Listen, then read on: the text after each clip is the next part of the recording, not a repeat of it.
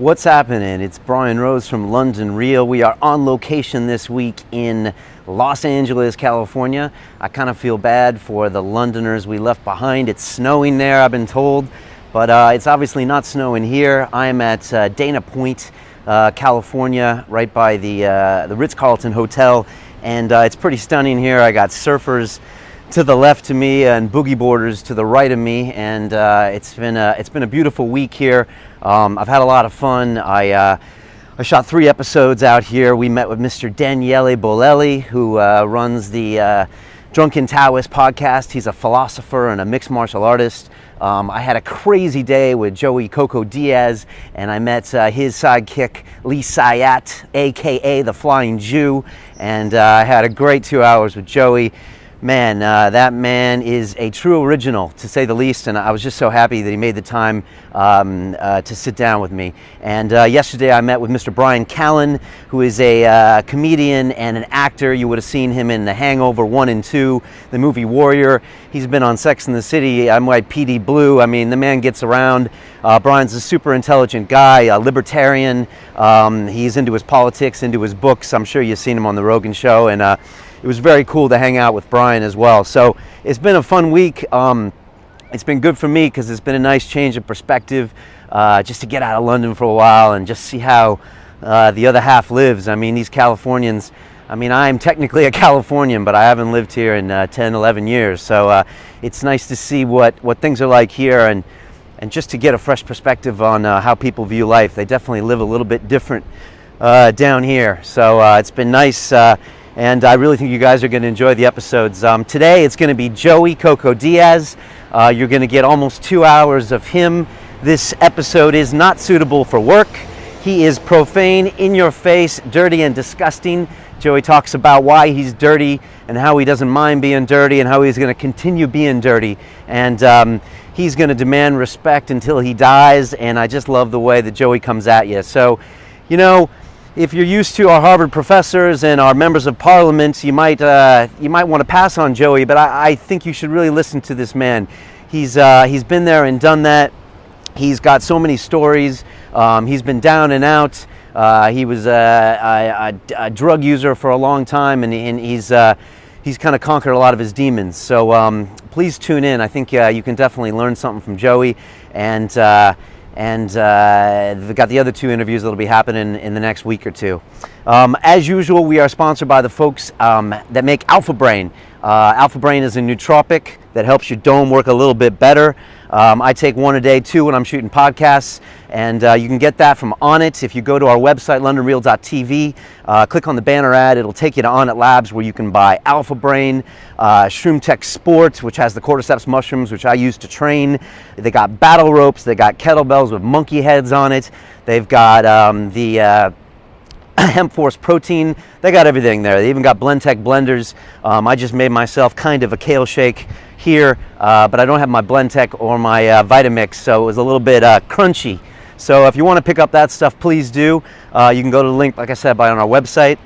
We are also sponsored by the folks at Audible. If you want a free Audible book and a 30-day trial, I recommend Eddie Huang, Straight Off the Boat. It's a fantastic read or listen, and if you want to get a free copy of that, go to audibletrial.com/London Real, and if you click on that, you can get a free book. So appreciate that. I hope you guys are enjoying our little journey here to LA. I really hope to be doing more of these. You know, I need to go to New York and Shanghai and all these other cities, because there's so many cool people out there that just take their time getting to London. And as you know, we never do Skype shows. You know, I need these people in studio. I need to stare into their soul. Otherwise, I don't get the answers that I'm looking for, and I think you guys are looking for. So yeah, we're going to be keeping it real at London Real, and hopefully be hitting a few more locations this year. So I appreciate all your help. If you have any suggestions on guests, you know, you can hit me up at info@londonreal.tv. You can also send me a message there if you want to do some interning for us. We'd love for you to volunteer and help out. It's a lot of fun. You can learn a cool skill. And if you're listening to this, please subscribe on iTunes. And if you want to see Joey Diaz, who was looking pretty damn good on the day of the interview, come to our YouTube channel, London Real TV, and you can see both of our faces and watch us there. And that's it. I just want to say big thanks to our good friends Errol and Naomi. They let us crash at their place in LA, which just really helped because I was driving up and used them as kind of a way station. I think I was on the road 5 hours a day. LA is crazy when it comes to traffic. So big love to them. I appreciate them having me and my family. And now I give you the unadulterated truth of Mr. Joey Coco Diaz.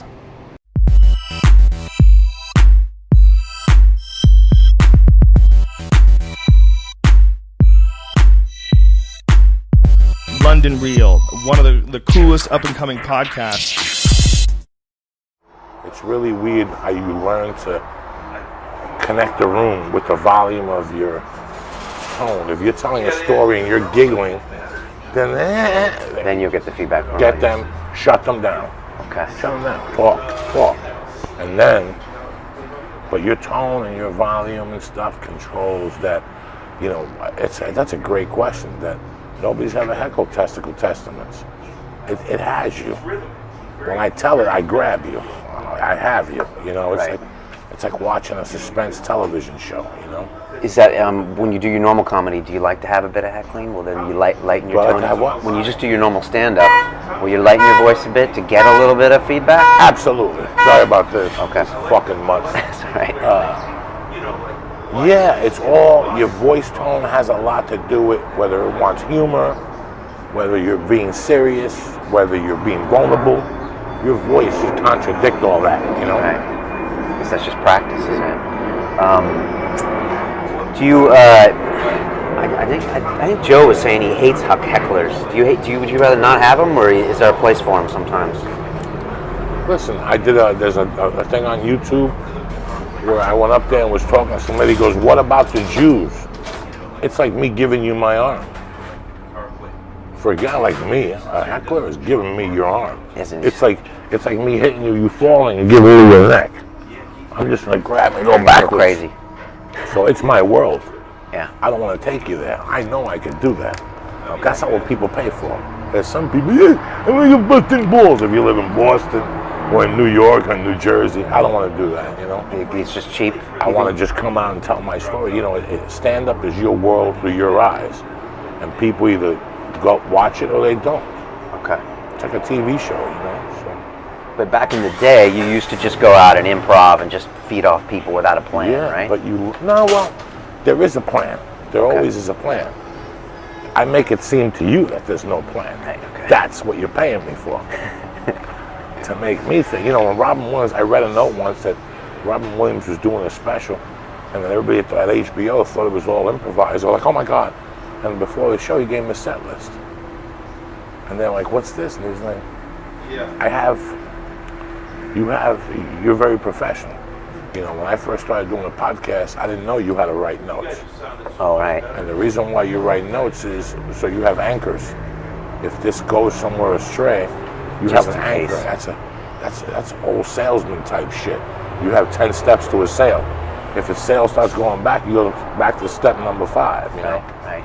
So, and stand-up, if you don't have a beginning, a middle, and end before you go on stage, there's a fucking problem, you know?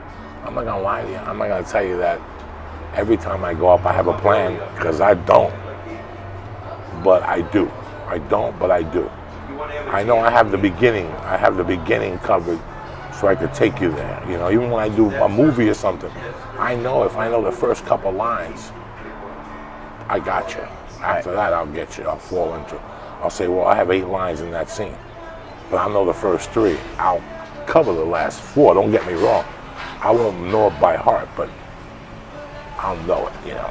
Okay. So as long as I know my beginning, I could guide my way. I've been doing it for 20 years. Yeah. It's when you go up there 6 years in and you think that's gonna happen. That's not gonna happen. It's a nice thought. I appreciate your fucking balls, but it's not gonna happen. The time that you guys talk, when you and Joe Rogan talk about putting in comedy, it's like you talk 5, 10 years of getting up there and just eating shit in order to get good. I think people have a hard concept. It's funny, this morning we were telling a story about somebody in Seattle that didn't like me. They just didn't like me. And that happens in life. Sometimes people just don't like other people. I didn't like her either. You know, I wouldn't invite her to my house for dinner, so I didn't like her either. Okay. She was a business associate. Someone in the audience? No, Oh, she okay. booked rooms. She booked booked comedy rooms. And one day I heard her say that she would never book me. So I wanted to see if it was true. At that time, I'd been in comedy 6 years, but I already had my chunks in, you know. And what I used to do was call clubs that she would book. I would call her every Wednesday and Thursday and go, hey, do you mind if I do a guest set at your club tonight? Because she had 16 or 20 different rooms she would book, you know. And I would call her. I knew she hated me, but her getting that call from me, because most comics won't work for free, I knew that she was doing me a favor. I was fucking with her because I was working for her for free, plus I was getting what I wanted, which was a set. Right. It's a number under your belt. It's somebody to roll with. It's practice. That's why we do this, you know. So in the end, she's still in fucking Seattle, you know, mending sweaters, and I'm still down here in the fucking game. She thought she had me by the balls because she wasn't paying me. I wasn't thinking about the payment. I was thinking about money in the bank. That's money I'll cash in 10 years from now, you know.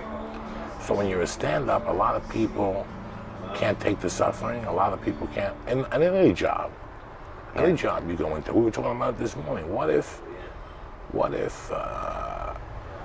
you know, they cut your hours to 10 hours a week at your job, and you're not going to make a living? Why not do what you want to do at that point for a year or so? You're going to make the same money. You're going to be broke. I mean, at least do what you want to do, you know? Yeah. I love stand-up, and I've had my bouts with it where I've gotten disillusioned with it, and it was LA I was disillusioned with. It wasn't the art of stand-up. Okay. It was really the rules that these jerk-offs give you. Okay. It wasn't the rules that the stage gives you, because there's really no rules. I'm my own boss. Is that like epitomizing the Comedy Store, where it was like, you do things this way, or is that every comedy club? No, if I lived in Boston, my stand-up would be to make people laugh. If I lived in Boston, I would have to work every night to make people laugh. My webpage really wouldn't matter if I had a webpage. I mean, it did, but it really wouldn't be outlandish. I wouldn't worry about acting. You know, I just worry about doing stand-up. When you're here, Yeah. you're not worried about acting. You worry about your appearance. I've heard agents say, you're a good-looking guy, though, a 25-year-old. You should go do stand-up. Where I come from, it's all shapes and sizes. So the stand-up game in LA is completely different than the stand-up game anywhere else in this country. Okay. It becomes a different animal here. Okay. When I go to Michigan and I get on stage in Grand Rapids or in Ishpeming, that's comedy at its purest form. Okay. When I'm here, I'm on stage thinking about, is there an agent? Is Warner Brothers here? You know, I have an audition tomorrow. You know, you talk to a comic that's in the business for 2 years in Michigan, and you talk to a comic that's in the business here for 2 years, ask them their priorities. The guy in Michigan's worried about his car and his oil filter and writing material. The guy here is worried about his webpage, headshots, and auditions. They're not worried about the meat. That's why I don't like when people say to me, I'm moving to LA to do stand-up. I don't want this in your mind. I want you to learn to love it first. Okay. Then if you love it, then you come here. This is where it becomes a profession. This is why you see why the not funny guys make a living. This is where you see that. This is where you see the people with mediocre skills hit it. Then they disappear for the rest of their life because they never did the work I put into this. So you could throw me on any stage, and even if I bomb, I'll leave there with confidence, and I'll come back and get on that horse tomorrow. Somebody who's a YouTube star or a fucking Montreal Comedy Showcase star, they come here, they do a spot at the coffee shop, CAA season, they're 25, they got a nice look, they throw them around town a couple times, then they take them to Montreal and they feed them to the fucking wolves. You could feed me to anybody. I've already done halftime at a Buffalo Sabre game. But these guys here, this becomes something else. And it confuses your mind, it confuses your soul. I know where I stand. That's why the podcast is working. That's why my stand-up is working. I put my 20 years. I slept on a floor. I know what it is to live in your fucking car. And that's what anything you do that you love, you sacrifice, you know? Yeah. You want to be a fucking mechanic? You're broke, you live at the fucking mechanic shop. And you wake up and there's the 68 colors you got to fix, and there's 3 more in line. And then you make money, you get an apartment. But this, I think people come here and they expect the wrong thing. They come here and they give themselves a time frame. You just failed. By giving yourself a time frame. But you're big on setting goals, and doesn't a goal need a time frame? For growth. Okay. Not to cut your head off. not to put that added pressure to you. Okay. Why would you, if it doesn't work in 2 years, I'm getting out of here? Anybody who knows that you could be here for 20 years and at the last minute, something pops. I read a quote once by, who was that guy that was in Fast and the Furious? Oh, Vin Diesel. Vin Diesel. Yeah. You read that quote about when he moved here with 8 friends. Yeah. 2 years later, he had 6 friends. 2 years later, he had 4 friends. 7 years later, he had no friends but a TV show. People get married, listen, I'm going to be honest with you, as honest as I can. This is what sounds scary about my career. The only reason why I'm in LA still, I can tell you that I had persistence. I was like Richard Gere in Office and the Gentleman. I really had nowhere else to go. Where the fuck do you want me to go at 35? I was just buying time till I stabbed somebody, I busted somebody's head, or I went back to prison. You follow me? When I moved here, I was just buying time. I had a daughter in Boulder that was 10. I hated the mother, 6 or 7. She was 6 or 7 at the time. Me and the mother were at war. The reason why I left Boulder was because I knew I was going to wake up in my apartment with blood on me one day and a knife, smoking a cigarette like Danny Angel, that Mickey Rourke. I knew I was going to go over and stab her and the boyfriend. And I said, you know what, before I do it, let me at least pursue what I've always wanted to do. And Seattle turned into something.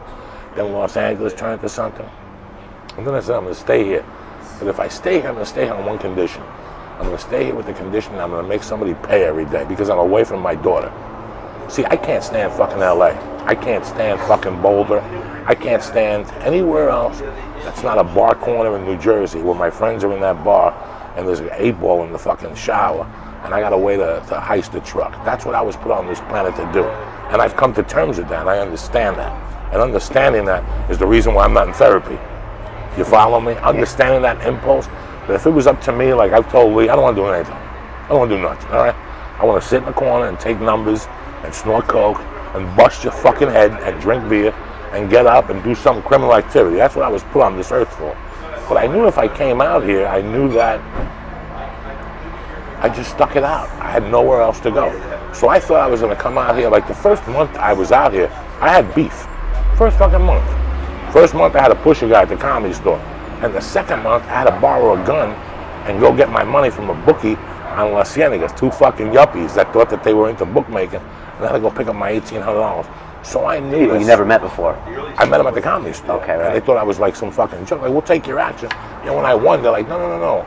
Here in LA, we can't let you roll. Like, no. Here in LA, you're gonna pay me my fucking money. Today, right now. And they had the money on them. Right. But so I always knew that that element was always in me. That I could snap at any time and end up in jail. So I knew that I had nowhere else to go. I had nowhere else to go. I had nothing to go. I had a cocaine addiction. And I had nowhere else to go. And this was the easiest scenario I could choose from. Live on a couch, you know, go to the comedy store, borrow $20 and snort blow and get my dick sucked. This was the easiest path to kill my life away. But then the time I was investing in it started to pay off. You follow me? The acting classes, the sets at 2 in the morning. Because with all that blow and alcohol came my aggressiveness to do sets, to become the best comic I could become. I didn't see the payoff then. But in 2001 and 2, those 5 years here started showing. Now it's 2003 and I book a Mad TV. And I book a TV series and it gets canceled. And I book a few movies. So now I'm starting to believe what I had anticipated those earlier years. That I'm going to try this and I'm not good enough to be in the movies.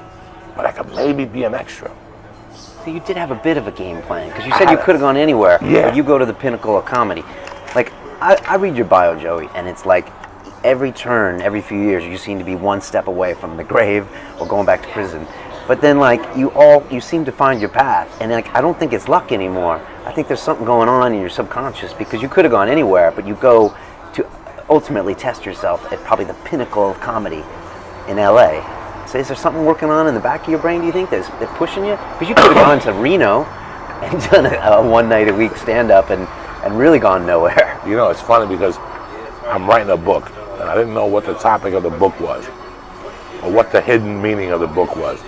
And the hidden meaning is the question you're asking for. You know, I had so much shit going on when I was younger, but there was 3 things that really fucked with me. Basketball, not making it as a professional basketball player, that was number 1. Okay. And I gave up after I had my first bump in the road. You follow me? Yeah. Like when I did karate as a kid, I would go to contests and take 3rd place in fighting. Then the next week, I would take a 2nd place, you know, and there was growth. With basketball, I set a goal, and when I didn't hit that goal, I was done. I turned right to drugs. It was at a crucial time in my life. High school basketball? Yeah, freshman year, and that was terrifying on me. The death of my mother was bad, but not really. My stepfather and me battled it out so much, and he held this money from me. He held this money from me that belonged to me, and it had me. It was all I thought about. It had me making bad decisions, and one day I said, you know what? Fuck the money. If the money's coming to me, I'm gonna go out there and get it on my own. And the 3rd thing was I came out here in '84 to get help from my uncle, my mother's brother, who I loved and trusted. Right. And he just destroyed me. He told me things that I didn't know and I wasn't supposed to know. And on top of that, he told me that, you know, I was gonna be a failure, that it was in my genes, that I was a criminal. And I bought into it for years. And one day,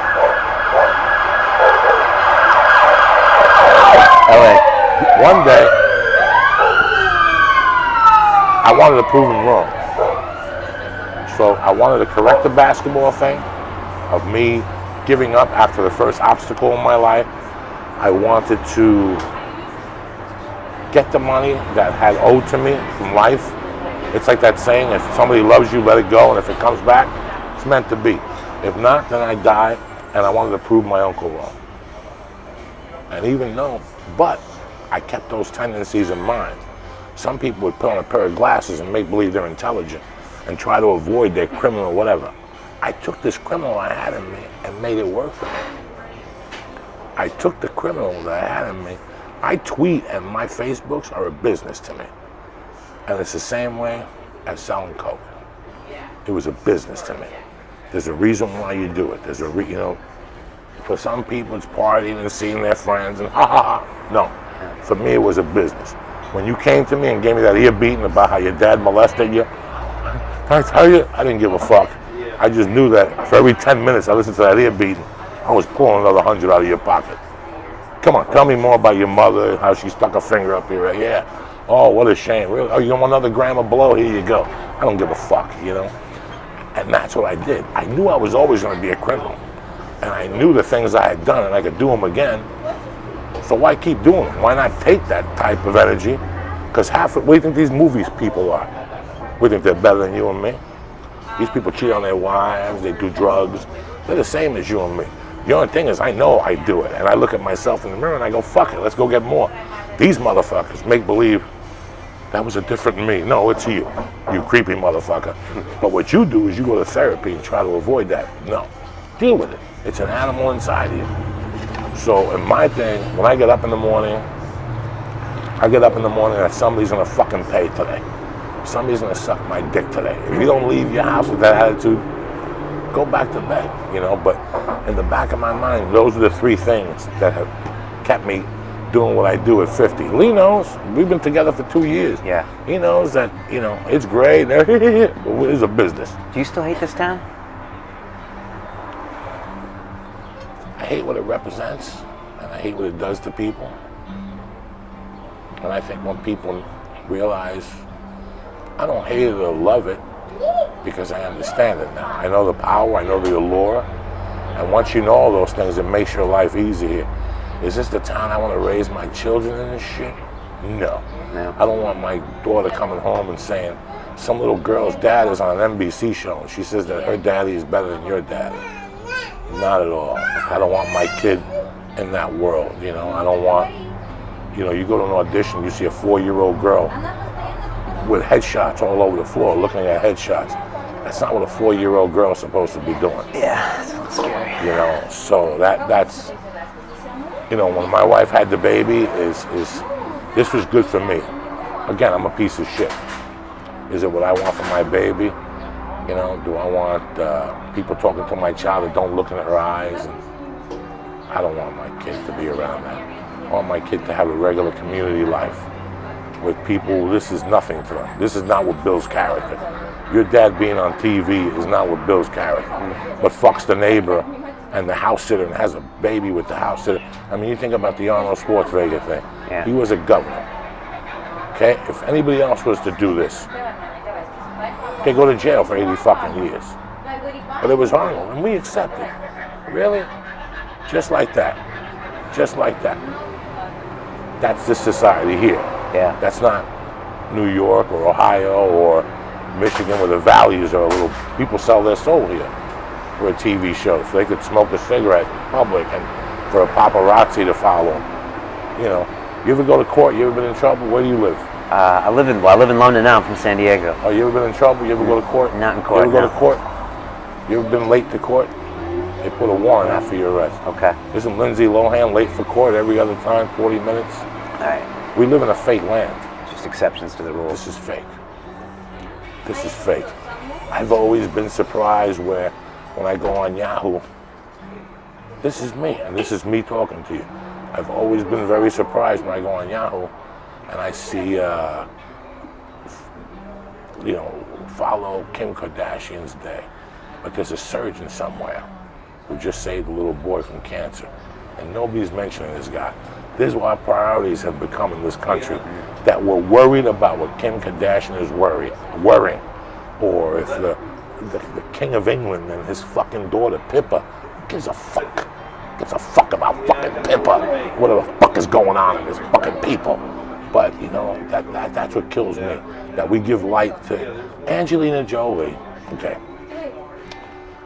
Was gonna do a movie, and I ain't mad at Angelina, but I want you to think about what just happened. He was engaged. Was he not engaged to Jennifer Aniston? They were married, weren't they? Were they married? Yeah. They were He married. went to do a movie. That motherfucker never came back. Never came back. And came back with Angelina and 7 adopted kids. And everybody still pays for tickets to see him. Like, what happened to the character in this country? What happened to the... Fuck that dude. If I pay the $20, I'm supporting that movement. I have nothing against Brad Pitt. I have nothing against nobody getting their dick sucked. But do you understand what just happened? This woman went and stole somebody's husband. She's the biggest celebrity in the world today. And she's opening up orphanages and, you know, blind kids are playing the drums and everybody's having a good time. But she stole somebody's husband. Marriage used to be a sacred thing in this country. It was sacred. So we let it slide for our stars. We let it slide for And you're in the town that builds them. It's definitely weird being here. I mean, I'm in London, and it's not a media town. So, you know, not everybody is trying to make it in media. Not everyone's trying to do a podcast. And so it's got a relaxed feel to it. You know, Ice-T used to say he likes New Jersey because you meet a guy, and he's a plumber. He's like, I'm a plumber. I'm not writing a screenplay. And that's why he likes hanging out in Jersey. Ice-T lives in North Bergen, New Jersey, Does where he? I'm from. Oh, is that where he's from? That's where I'm from. No, that's where he lives. That's where he lives. He lives at the Galaxy Towers where I used to work there as a maintenance man. Really? I used to rob the apartments part-time and shit. He says, another thing Ice-T says, he says, get the legit con. That's what he says. He's like, that's what I did. He's like, I used to do a con, I used to be a hustler, now I've got the legit hustle. You know, he does Law and Order, but for him it's a hustle. It's just, now he's getting paid. It's amazing when you take your energies from what I learned as a criminal to the energies from what I learned in acting and stand-up. What I learned the last 3 years on Twitter is completely different.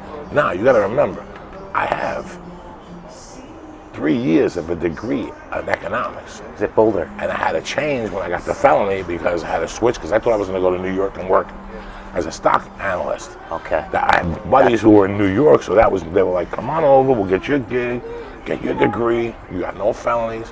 Once I got the felony, I had to switch everything. Okay. But I'm a numbers guy. I know in my mind, if you have 90,000 Twitters followers and you tweet this, if you put an album out, 8% are gonna buy. You know what I'm saying? I'm a numbers guy. Okay. So all that's going on right now is my fucking ballpark. How to entice, you know, Twitter is a thing that's 140 characters long. If you want to describe with your Twitter that you want to go to the park, be my guest. I'm going to tell you on Twitter, I want to eat Obama's wife's pussy right now. I'm in the mood for some black twat. You know what I'm saying? What's going to get more retweets? The Obama pussy. Right. I was talking to Joe one day, and Joe was telling somebody that, this is a couple years ago, we were at dinner, and Joe's like, you know what the weirdest thing about Twitter is? He goes, if you put on there something intelligent, like a meteor is about to hit Russia, 20 people will respond for you. Put on there that you just ate somebody's ass and she farted in your mouth. 1,000 people will retweet you and say, we love you, keep farting, you know, brush your teeth, you know what I'm saying? You could have been the next Bertie Madoff then, maybe. So I used to be in finance, and that is the ultimate legit hustle, I'm telling you. That's it. So you're 1 year away from basically... And I was going to be an international finance because I could speak Spanish. That was what the plan was with these guys. Probably would have been a billionaire by now. Well, I would have been in jail. Yeah, one of the two. But it would have been a different kind of jail. No, jail is still fucking jail. Even with your millions, man. You know, nobody... I like when people always say, well, you know, it's Fed time. You know what? You still don't spend time with your family. You still don't hug your family. You still, people control your life. That's what jail is. When I come into your room, kick your bed and go, get up, bitch. That was the worst part you said, getting your bed kicked, right? Yeah, Getting your bed kicked. Yeah. Somebody controlling your life as a man. Because when you're 14, you don't know better. You think that your dad's going to be there forever. But now you're a grown fucking man.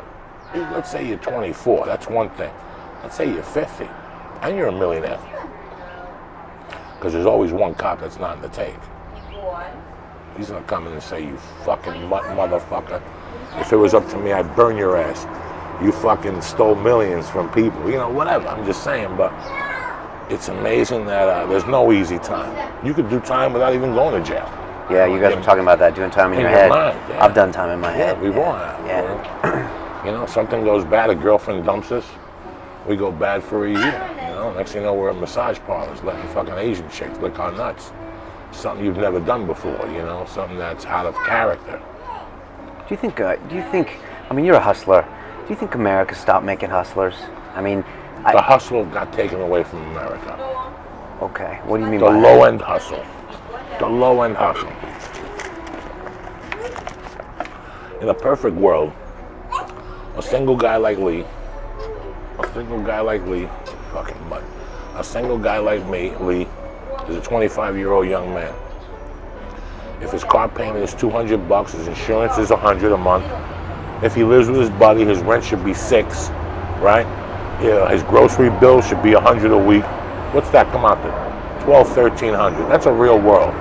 Okay, $200 a month to drink, movies. Lee don't do much.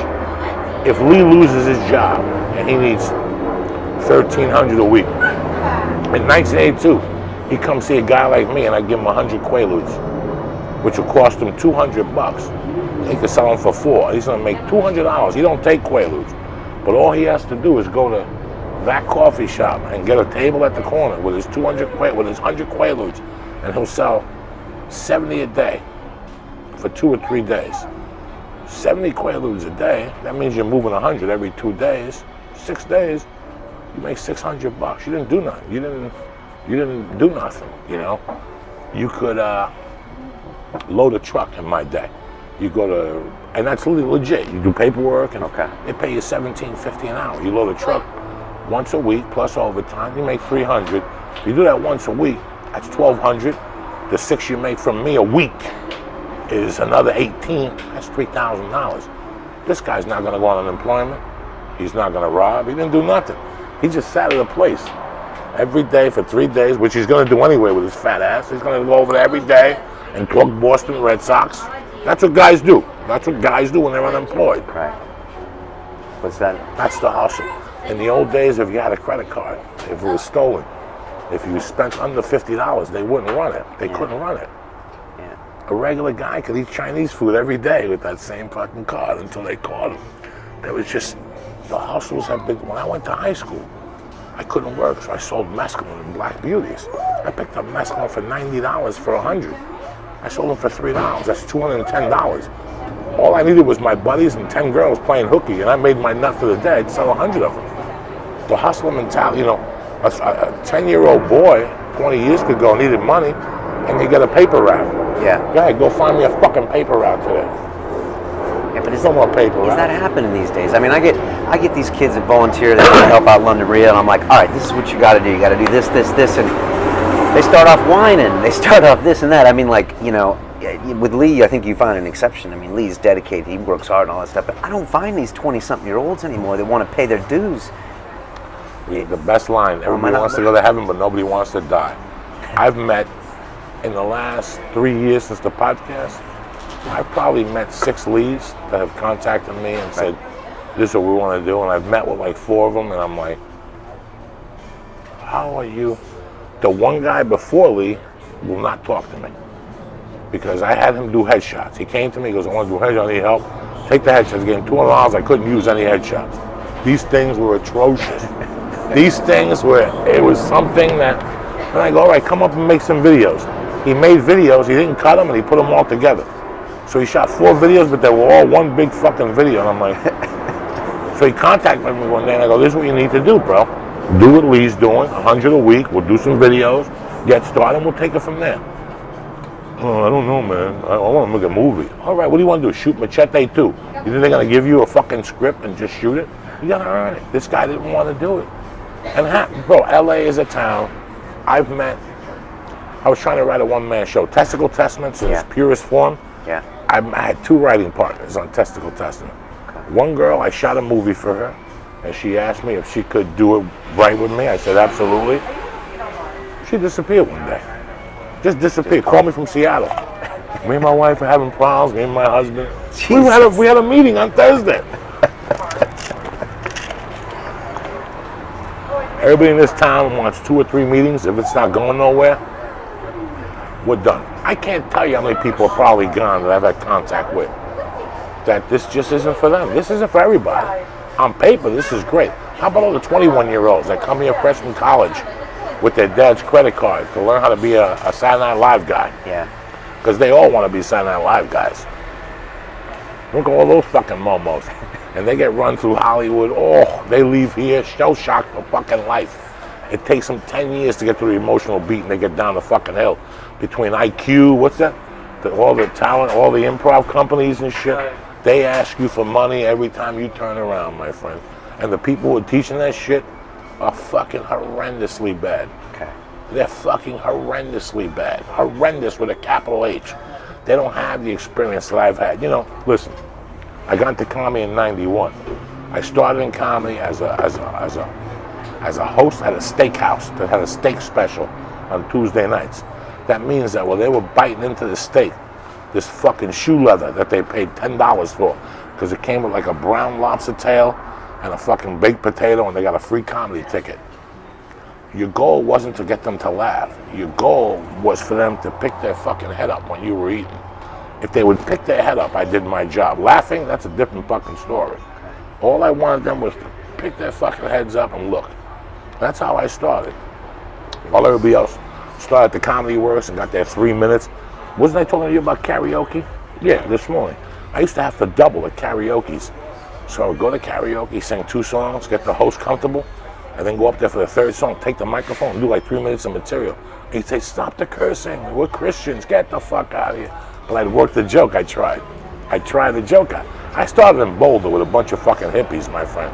I couldn't go up there telling jokes about fucking people in the ass and stabbing hookers. That wasn't going to fly then. You follow me?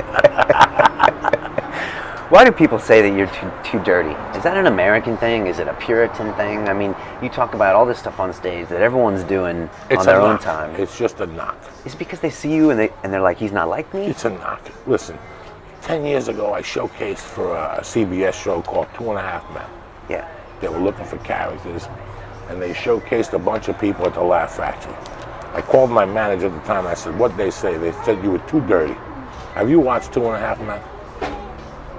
Have you ever watched that show? The innuendos they put over that kid. It's amazing. It's amazing. So, you're only as dirty. I knew a chick 10 years ago. Her name was Marilyn Martinez. This chick was a funny, fat chick. Funny and dirty. Well, one night, I see a white chick at the store, not doing her jokes, but doing the same type of jokes. She's a millionaire today. Her name is Lisa Lampanelli. So Marilyn was a Mexican chick with this crazy style, fat, talking about sucking Filipino dick, how she would roll it in her mouth like a gumball and shit. And I saw Lisa Lampanelli doing the same material. Lisa Lampanelli is on Iron. Lisa Nampanelli, they'll put her on fucking ABC if they could. What works for Joey doesn't work for him, doesn't work for, if 20 of these comics that are running around for labor, we got the longest yard with Tracy Morgan and Adam Sandler and all these stars, they would have had billboards for them. When I got it, it was like, oh yeah, okay. Because everybody has different standards in this town. Me and Lee have a podcast. I'm a non-star. I'm not on no radio shows. I'm not on Adam Carolla, none of those motherfuckers. I haven't been on Rogan in 3 months. We hold tight on number 40. Penn Jillette we ran with and all those fucking morons we ran with, because what we're saying, people buy into. They know what we're getting. We're fucking funny. But if they don't want to give me the credit, that's fine. I'll just keep ramming it up your fucking ass. Makes no difference to me. I'm still here ramming it up your fucking ass while you're at home saying he's too dirty. And you know what? Every year I get funnier and my composure gets better and I become a better writer. And I get thinner, and and you get so more every fans. year, what you keep saying, I'm dirty. Oh, he's too dirty. I'm fucking your mother up the ass. So keep saying how I'm dirty. Keep it up. It makes no difference to me. Do you want to be on the Carolla show? Do you want to have the billboard? No. But it is something you see in your mind as a metric. Like I'm not there. No. It's not that I'm not there. It's that they don't want me. Okay. If they wanted me, they could be there. And once you accept that in your life, that there's places you belong, or there's places you don't belong, don't beat yourself over it. You just have to make your place the place where to be. And then you control your place. And you can say, you know what, I don't want you in my neighborhood either. Remember you didn't want me in your neighborhood? I was a Cuban, I was too dirty. Remember I was too dirty? Yeah. Why do you want to talk to me now? Go fuck your mother. Yeah, that's too dirty right there. Yeah. But now your fans are getting bigger and bigger and bigger, and your material hasn't really changed. You're still the same you. So people are accepting. I mean, the church, what's happening in fan base, I mean, they know you. Listen, man, half these fucking people that are talking are full of shit. Half the podcasts you watch, I know half those people. They're full of shit.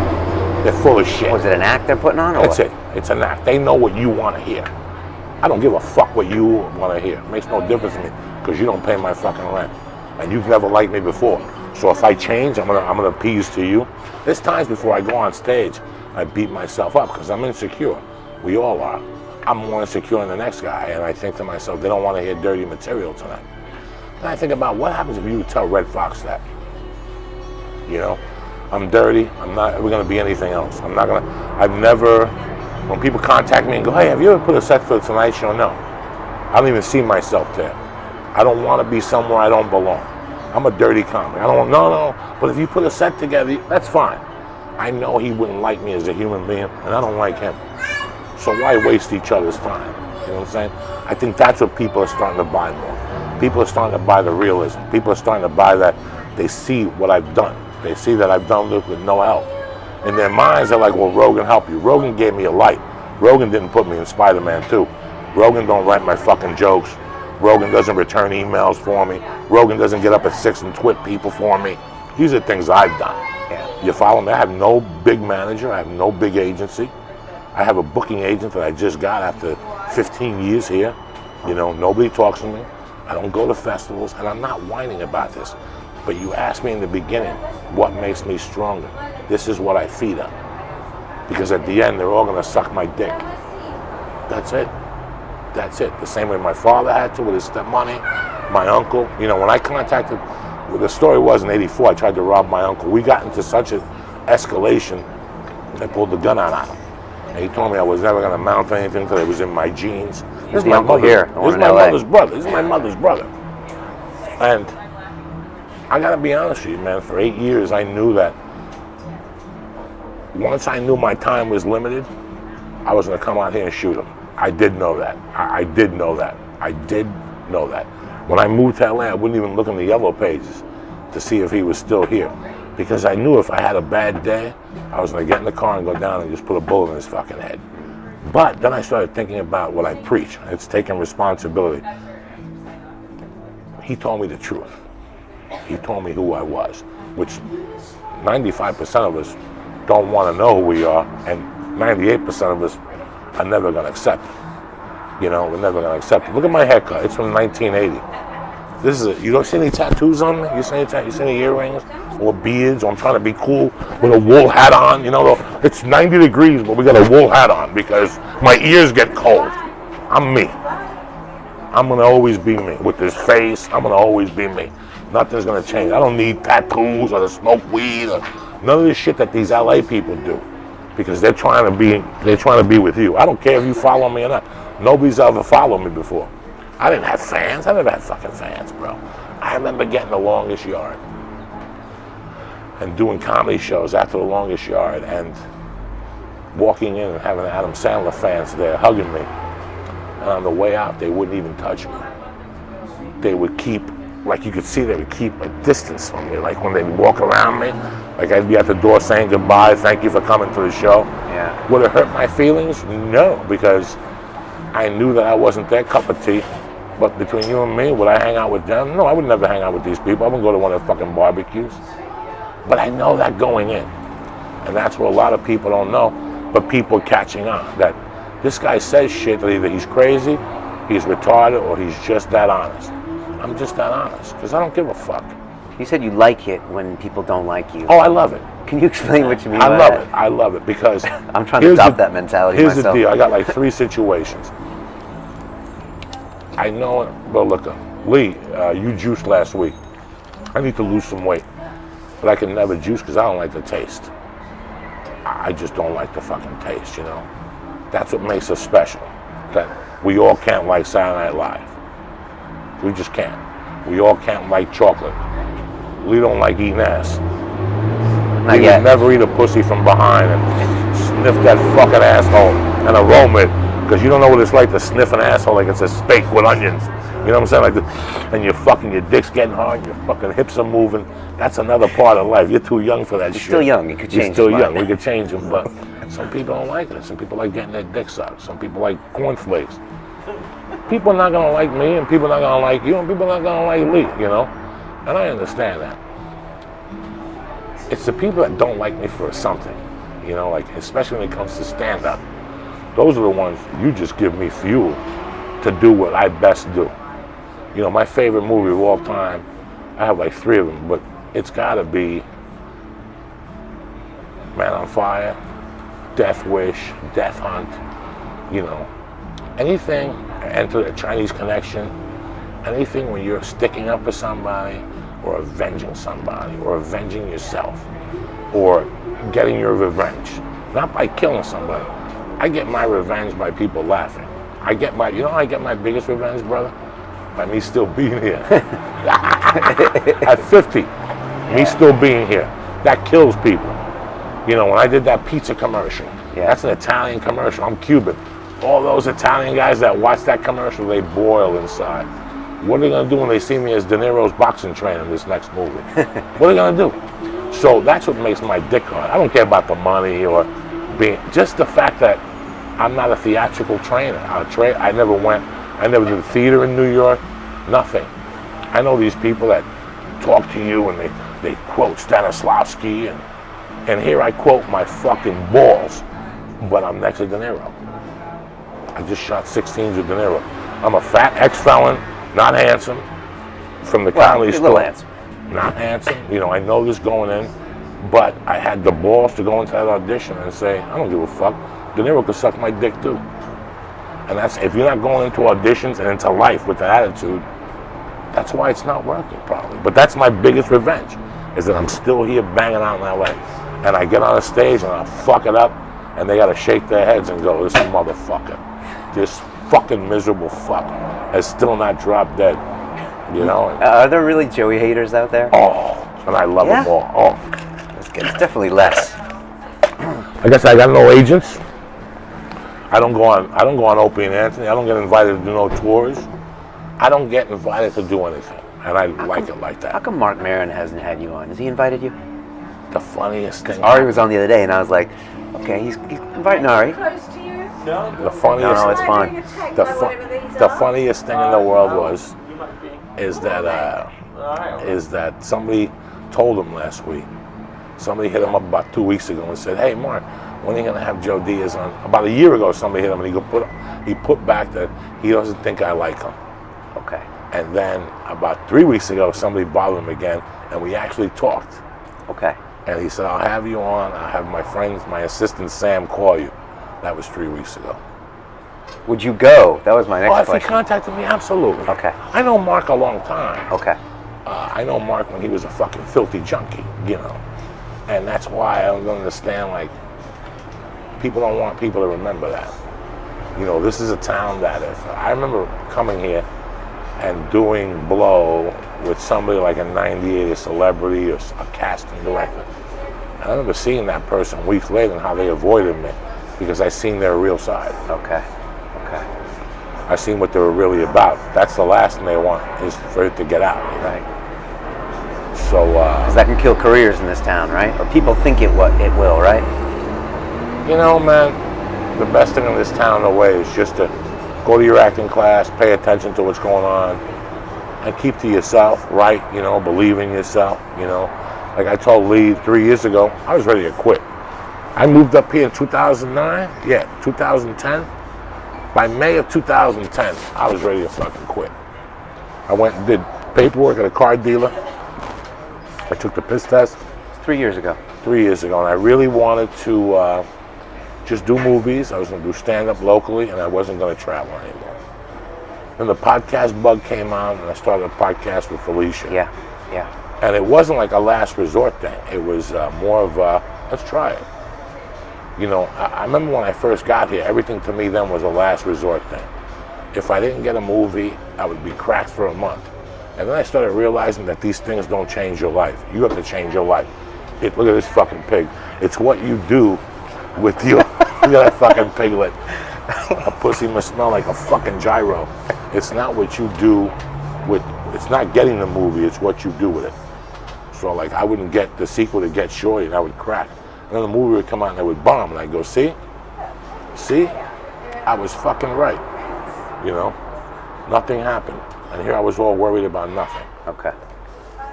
So now I have an attitude where if it's gonna happen, it's gonna happen. If not, I'm still covering the spread. I'm still doing my podcast, I'm still writing, I'm still trying to get, you know, I don't depend on my agent. I'm my best agent. Okay. If he wants to get on board, then get on board. If not, I got this cocksucker. You mentioned Felicia, and I started listening to Beauty and the Beast a long time ago, and I know you guys are still pretty close. I think you're godfather to one of her children. Right, no, she was going to be the godmother to one of my children. Everything changed. Okay. Oh yeah, well, I've kind of parted ways with my co-host recently, and people ask why, and I'm like, well, sometimes it has to happen. And I was just wondering, you left Beauty and the Beast, you guys split up, do you still talk? How did all that happen, and the church, was that always in the back of your mind when you were on the Beast? It felt like 60% of Joey sometimes on that show, and the greatest parts of Beauty and the Beast were when you were yourself, but sometimes you were listening to the guest, and that's my call. You know, Beauty and the Beast was an idea we had to it was the opposites. It was me and her, and it was opposites. Yeah. I always like to do what people don't expect you to do. You know, I expect Joey to do Blow and to bomb, and when you do something different, they don't expect you to do that. And I did the podcast for a while. We changed formats because I always believe in growth. It was just the two of you, and then you got guests. There was two of us to let people know who we were. Right. And then we started getting guests. Once we ran out of stories, or we started getting guests, and I love Felicia. She was a great lady. She's an old school comic. She's a professional. But I couldn't get my point across. Yeah. I really couldn't get my point across. Whenever I did Joe Rogan's podcast, I come home and I'd have people making t-shirts from some stupid saying I had said. In a year and a half with Felicia, that never happened. We were doing the podcast once a week. I knew I had to branch out. Felicia has, 2 children, stand up, she dates, she has a big social life, you know. Me, I don't want to be social. I don't want to see none of these motherfuckers. Unless I'm picking up an envelope, I don't want to see these motherfuckers, you know. I'm not one to go to a wine. I don't like driving in traffic. So I got a wife, I got a kid at the house, but even before I had the kid, my wife gets home at 5:30. You know, my rule, when I first started dating Terry, I started dating Terry in 98. And from 98 to 2004, I never seen that girl. Her birthday's on the 29th. This is what I did. This is what I do. These people that call you and say to you, you know, nothing's going on for me. And you're like, what are you doing this weekend? Well, my sister's getting married. There was no weddings in my life, guy. There was nothing. When you do this, this is what you fucking do. You become a comic to tell motherfuckers, no, I can't go to your stupid wedding. I'm working Saturday. Because I know going to a wedding and getting away from here, there was no vacations for me. When I do something, I fucking do it. When I do something, it's in my bones. This is what you do. And if you tackle projects without that ambition and that attitude and that enthusiasm, here it's not going to work. Because enthusiasm sells everything. I see the enthusiasm sell shows in a room, you know. So Lee came into my life and he kept bugging me about a morning podcast. I get up early, so I can go on Twitter and fuck around anyway. Hey, suck my dick. Right. And I figured I had these people. I had these people at home. I started looking around. Nobody was doing a fucking morning podcast, which blew my mind. Yeah. Nobody was willing to get up at 5 and talk shit for an hour and a half. And, you know, like radio style, too. Like radio style, but I didn't want it to be, you know, my whole point was that I watch the news in the morning for traffic, and I hear about child molesters and teachers and all this shit. And then at 10 to 7, they tell you a story about a kid who got hit by a car, but today he's a sprinter with a metal leg, and you get emotional. I don't want to hear that 50 minutes of nightmares. And that's what I want to do with the podcast. I want to talk about letting motherfuckers know that they can get locked up and come out and do something with their lives. I want motherfuckers to know that there are addictions in life, and we get hit with them. And it's a reality. You're not an asshole because you got addicted to cheeseburgers or strippers. It happens. It was just one of the pitfalls, and you could recover. I want people to know that you could be 50 and get a movie with fucking De Niro, regardless of what your mother tells you, your father, your fucking stupid friends tell you. You know, I want to let people know that you have an option. Don't let somebody tell you to do what you, no, you have an option. And you do it your way, like Sinatra. And fuck it, you did it. It's better than not doing anything. It's better than sitting there at home going, no, I'll never be a good stand-up. No, I sat there for years and said, I'll never be in a movie. When I came out here, I'm telling you, I thought if I would be an extra, that would be great. Like if I was an extra in a TV show, that was huge for me. You know, that's the shit I pre-approved in my head, that these are the things I could do. I could do anything you fucking want.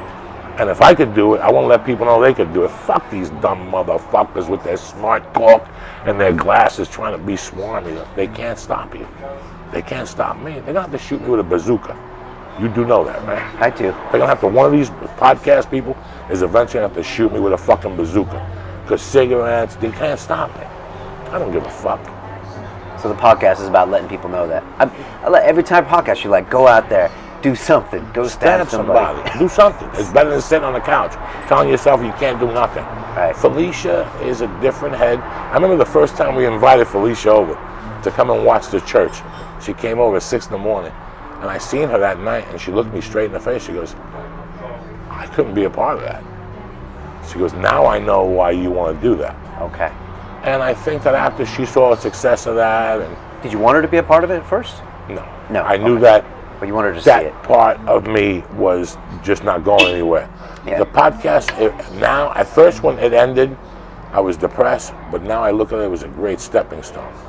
It taught me what to do and what not to do with church, how to do certain things, you know.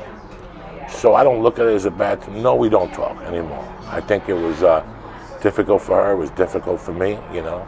I had to say how I felt, and the thing with Beauty and the Beast was I felt in my heart it was a great podcast, okay? And I felt in my heart that we should have been doing a lot better than a lot of other podcasts. It fucking irritated me. It got under my skin that we were number 180 and these fucking idiots were number 18. Okay. And I couldn't get it up there with her, and I couldn't convince her that we could be fucking in the top 20. Like this is what needs to be done. Right. Not that you think it needs to be done, or maybe, or, you know, I'll get to it. No. This is what needs to be done. It needs to go out at this time. This is what needs to be done on your end. You need to have that list. You need to, if you can't do this, and we can't do it. With the podcast, as soon as we jumped on, we went to number 1, which everybody does, and then we smoothed that. I think today we're 42. 42 out of 3,000 podcasts is not bad on iTunes when it comes to comedy, especially with who's in front of me. Right. You know, we don't have a budget for this podcast. This podcast is 2 fucking dudes talking about, you know, nobody wants to really be a big time guest on our show. It's not that, but Is I that want. true? Do people turn you down? Yeah. I want a specific guest anyway. Yeah, you I want don't the want guest with stand-up story. comics or goofy shit. Yeah. Everybody already, oh, Richard Pryor's your inspiration. Wow, I must be a fucking psychic. So I wanted to get people with life stories. I wanted to get people that did time. I wanted to get people that, you know, yoga teachers, help, you know, things that to me I didn't know were available. You know, when I was 45, I thought you were doomed. I thought your body was doomed. I didn't know that you'd go to the Y and people would help you and teach you about yoga. I didn't know the benefits of yoga. I didn't know these things. The country's obese because nobody's letting them know. Nobody's telling people that after 50 you could work out. You know, you go to the Y and you could do an hour and a half if you really wanted to. I know that your knee and your ass, I know. But if you really wanted to, you don't need this in your life. People don't know that, and they're scared to ask, you know. A fat dude that goes into a pool and puts his shirt on over the pool, he's embarrassed. He's not going to go back. But if you feel him warm, if you treat him warm and you let him know it's okay, then he's going to come back. He's going to watch the, you know. And your most popular shows are when you talk about fear. That's what you were saying, right? Do people Fear. like to hear other people, how they overcame fear? It kills me. It kills me how many lives I see because fear comes out in so many different ways. Yeah. I was fearful of it. I remember the stories I told myself about why I couldn't quit cocaine, how fearful I was of quitting cocaine. I was convinced that if I quit cocaine, I couldn't be funny. I was convinced that that's what, and I kept telling myself, oh, if I quit coke, that's what I would tell myself as an addict. You know, how many times you go to a gym to work out, there's a fat guy going, my knee. There's nothing wrong with your knee. You got to give it blood, you fat fuck. Give it blood and it'll get healed. But if you don't give it fucking blood, you fat fuck, and keep saying your fucking knee, it's not going to go anywhere. People are scared. People don't know. And that's why I want people to know that you have options, bro. I thought I didn't have options. When I was 21, I thought I was fucking doomed. I thought I was a criminal. Some guy walked into a bar and goes, you want to go to Colorado? And I got to see the fucking world, you know? I got to see the fucking country at least. I can't travel. I got no passport. But soon as... Yeah, you got to keep me updated on that. You're going to get a passport. Yeah, I'm trying. I got a couple calls into Seattle to try to eliminate the fucking warrant up there and all that shit, so... You know, you said recently that guys that, you know, they go on the Rogan show and now they think their whole career is going to be set up for them. And you know, you were one of the few guys that backed Rogan back in the day with the Mencia stuff and the comedy club, and now you see Rogan and he's so popular, and I'm sure everybody wants to be his buddy. And you know, 6 months ago we're lucky enough to be on his show, but you were saying that that's not enough to do your career, you know, and I was just wondering if you could say what you meant by that. Every couple of years, your career gets defined by something in a certain situation. As a fighter, if you fight for the championship, your career gets defined. There's different things that define your career that'll push you forward. For years, it was Johnny Carson. Yeah. Then it was David Letterman. Yeah. Then it was an HBO special. Yeah. Do a Letterman today. Don't. Nobody gives a fuck. Right. Do a Jay Leno today. So now I get people who contact me who have 10 minutes of material and they'll say, hey, we want to be on the Rogan podcast. And I know the way they're telling me is that this will change my life. Right. They don't know that it's not what you do. It's not getting on there. It's what you do afterward. Yeah. It's how you have 72 hours to convince people to follow you before some other jerko. So those 72 hours, you got to write a blog. You know, when you get home from the Rogan podcast, you have email pages of people who are following you on Twitter before you could disconnect that. Remember years ago, if you go on Rogan, come home, you had 3,000 people following you. You sat there for an hour erasing Hotmail, you know, whatever the fuck, Gmail, whatever it comes up on. Right. So it's what to do with those people. So people think, oh, I'll just get on there and that's it. My life is, you know, for years, stand-ups like myself thought that if you had a TV show, a couple episodes of a TV show, you go on the road and people buy your tickets. Ask the guy from Mike and Molly how many tickets he's selling on the road. Not many. Yeah. Now you have to do more. You know, since these podcasts have been open, I know for me a podcast is not radio. If you're doing your podcast like a radio, you should be shot and hung. That's why it's not going anywhere. Well, even from day one when I started doing the podcast, I knew the difference between a podcast and radio was honesty. I knew it was language. You know, Felicia Felicia wanted to keep editing the podcast. I couldn't do that. Yeah, okay. People don't want to hear that. Yeah, it was weird. People want to hear you making mistakes. I didn't want to argue with somebody all the time about this podcast. Okay. You know, I'm to the age of 50. If you're a woman and you're not sucking my dick, I'm not going to argue with you. You want to argue with me? You want to suck my dick? Then we'll argue fucking as long as you want. But if you're not sucking my dick, it's a no and yes answer. It's very fucking easy, you know. And I love her dearly, and I wish her well. You know, I have no hard feelings toward her. And I'm sure in the future we'll speak. But for right now, I had to do this. This is what was in front of me. I understand that. And you got to close one door before another one opens sometimes. You know? Was it a bit scary going on your own, going solo? Not at all. Okay. Yeah, I didn't Not think at so. all. I didn't give a fuck. You know, like I said, I don't dwell on a lot. You know, Lee gets mad at me. Lee will call me and say, hey, we got to do this. And I go, what are you thinking about August for? We got today. Don't worry. Don't worry about that. That'll get taken care of. You're worried about August, but today somebody's fucking your wife in the ass because you're worried about August. Don't worry about August. Worry about today. Okay. You know, I look at my schedule today and a little bit of tomorrow.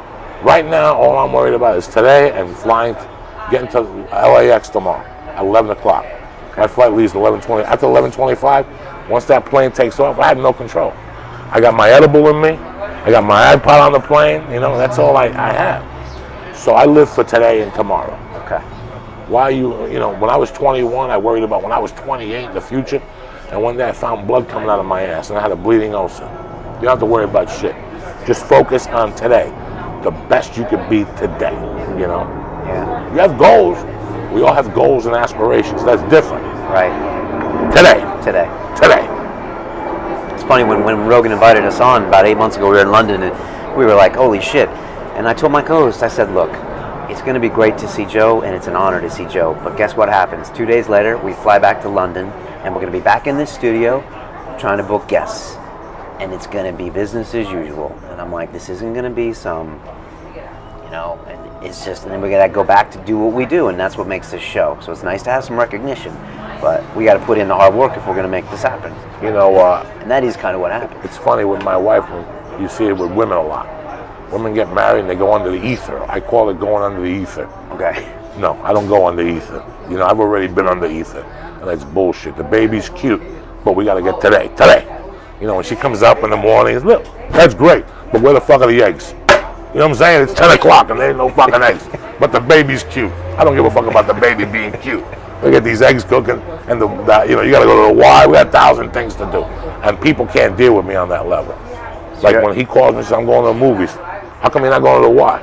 I don't go to the fucking movies. Before I go to the movies, you got to earn the movies. You got to go to the Y. Then you could go to the movies and party with your buddies. You know, how you going to tape a podcast on Monday, and on Friday that podcast isn't edited, but you've been out with your buddies and drinking that wine? No, I can't have that. Edit that. You know, this is on content.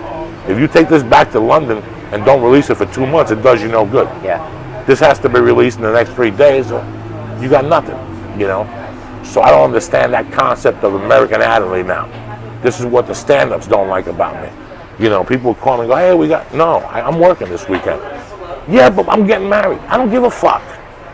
You know, your parents, it's like if you call me and go, I want to go out to dinner, that's great, but I got a show. Yeah, but can't you cancel it? No.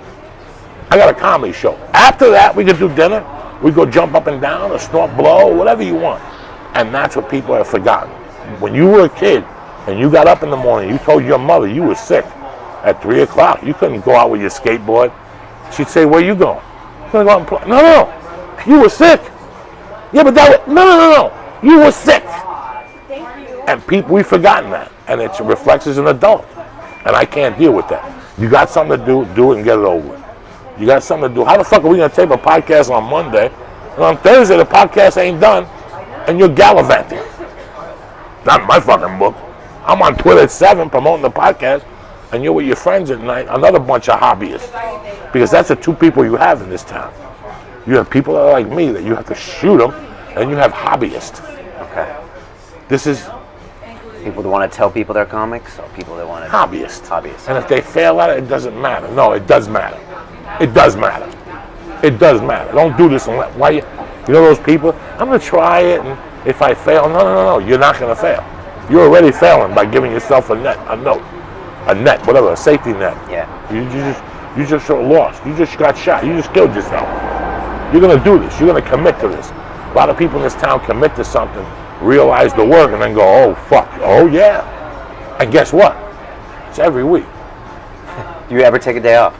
No. What day's off? Yeah, okay. What's a day off? What's a day off? That's Lee laughing in the background. What day off? What are you talking about? I'm with you. What vacation are you talking about, you ugly fucking family? I'm with you. With those kids. But you didn't teach them how to mow the lawn yet. But they're going on fucking vacation. Can you tell my girlfriend this? She doesn't understand why. I'm on vacation, supposedly, but I had to get up earlier and come see you. Vacation. It's in my blood. You, vacation. Fucking vacation. You take a vacation, we got $10 million in the bank.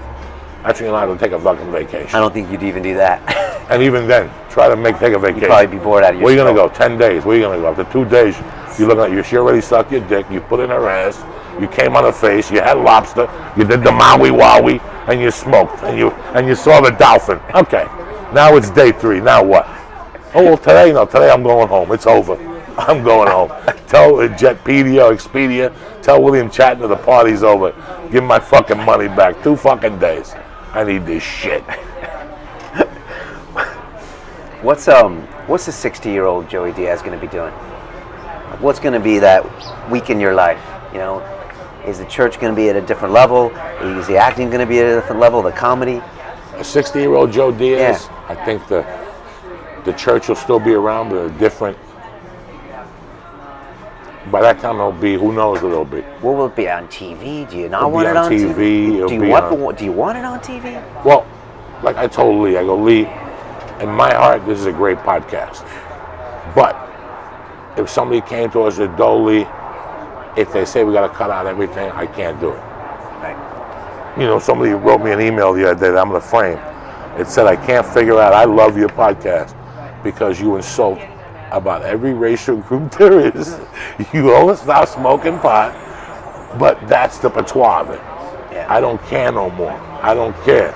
If I can't be me, why fuck around? You want me to go out there? Hi, this is Joey. No. Because that's what everybody else is doing. You couldn't do it anyways, could you? That's what everybody else is doing. Right, okay. And you couldn't Telling you how they care about things, and they don't care about nothing. They care about their money. They care about their money and their ego. And see, when you walk into a stage that they're not insecure as everybody else, they don't care. Me, I don't give a fuck. I don't give a fuck if they like me, if they don't like me. I'm still going to do what I do. Corolla's still going to do what he do. Manley's going to do what he do. Penn Jillette, so. But the 60-year-old Diaz, I think they'll be to a different level. I like to be coaching kids by then. Yeah, you mentioned that. I like to be a great dad by then. My daughter should be 10, you know. Yeah.